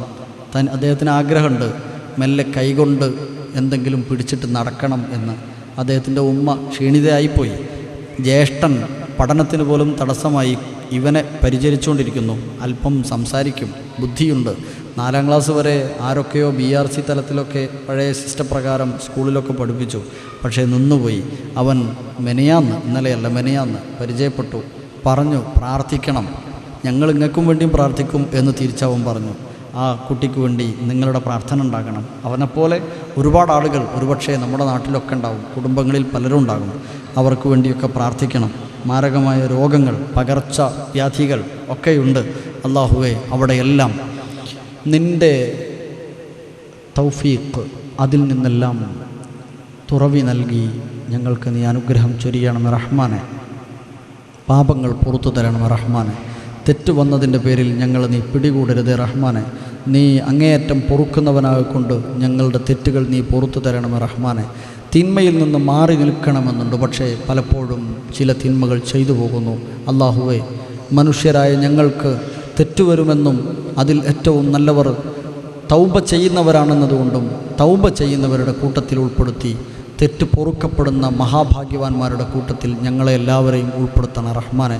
നിൻ്റെ ഖുർആനിനെ ഇന്നുവരെ കണ്ടതിനേക്കാൾ, ഇന്നുവരെ നോക്കിയതിനേക്കാൾ, ഇന്നുവരെ സ്പർശിച്ചതിനേക്കാൾ, ഇന്നുവരെ വായിച്ചതിനേക്കാൾ ഒന്നുകൂടെ ശക്തമായി സ്പർശിക്കുവാനും വായിക്കുവാനും പഠിക്കുവാനും പകർത്തുവാനുമുള്ള കരുത്ത് ഞങ്ങൾക്കെല്ലാവർക്കും നീ നൽകി അനുഗ്രഹിക്കണം റഹ്മാനെ. اللهم ربنا تقبل منا دعاءنا وصلاتنا وصيامنا وقيامنا واعتكافنا وصدقاتنا وسائر أعمالنا يا رب العالمين. اللهم أنت ربنا فارزقنا الاستقامة. اللهم أنت ربنا فارزقنا الاستقامة. اللهم أنت ربنا فارزقنا الاستقامة. اللهم أعنا على ذكرك وشكرك وحسن عبادتك. اللهم ربنا آتنا من لدنك رحمة وهيئ لنا من أمرنا رشدا. اللهم ربنا اصرف عنا عذاب جهنم إن عذابها كان غراما إنها ساءت مستقرا ومقاما. اللهم إننا نسألك باسمك الأحد الصمد الذي لم يلد ولم يولد ولم يكن له كفوا أحد أن تغفر لنا ذنوبنا إنك أنت الغفور الرحيم. اللهم باعد بيننا وبين خطايانا كما باعدت بين المشرق والمغرب. اللهم نقنا من خطايانا كما ينقى الثوب الأبيض من الدنس. اللهم اغسلنا من خطايانا بالماء والثلج والبرد. اللهم ربنا آتنا في الدنيا حسنة وفي الآخرة حسنة وقنا عذاب النار. اللهم أجرنا من النار. اللهم أجرنا من النار. اللهم أجرنا وأجر والدينا وأجر أزواجنا وأجر ذرياتنا من النار يا رب العالمين. اللهم اجعل القرآن والصيام شفيعان لنا لعيوب أعمالنا يا رب العالمين. اللهم اجعل القرآن إماما لنا واجعل القرآن حجة لنا لا حجة علينا. اللهم ربنا أرنا الحق حقا وارزقنا اتباعه وأرنا الباطل باطلا وارزقنا اجتنابه. اللهم ربنا تقبل منا دعاءنا إنك أنت السميع العليم وتب علينا إنك أنت التواب الرحيم. آمين آمين آمين برحمتك يا أرحم الراحمين. وصلى الله على محمد وآله وصحبه أجمعين.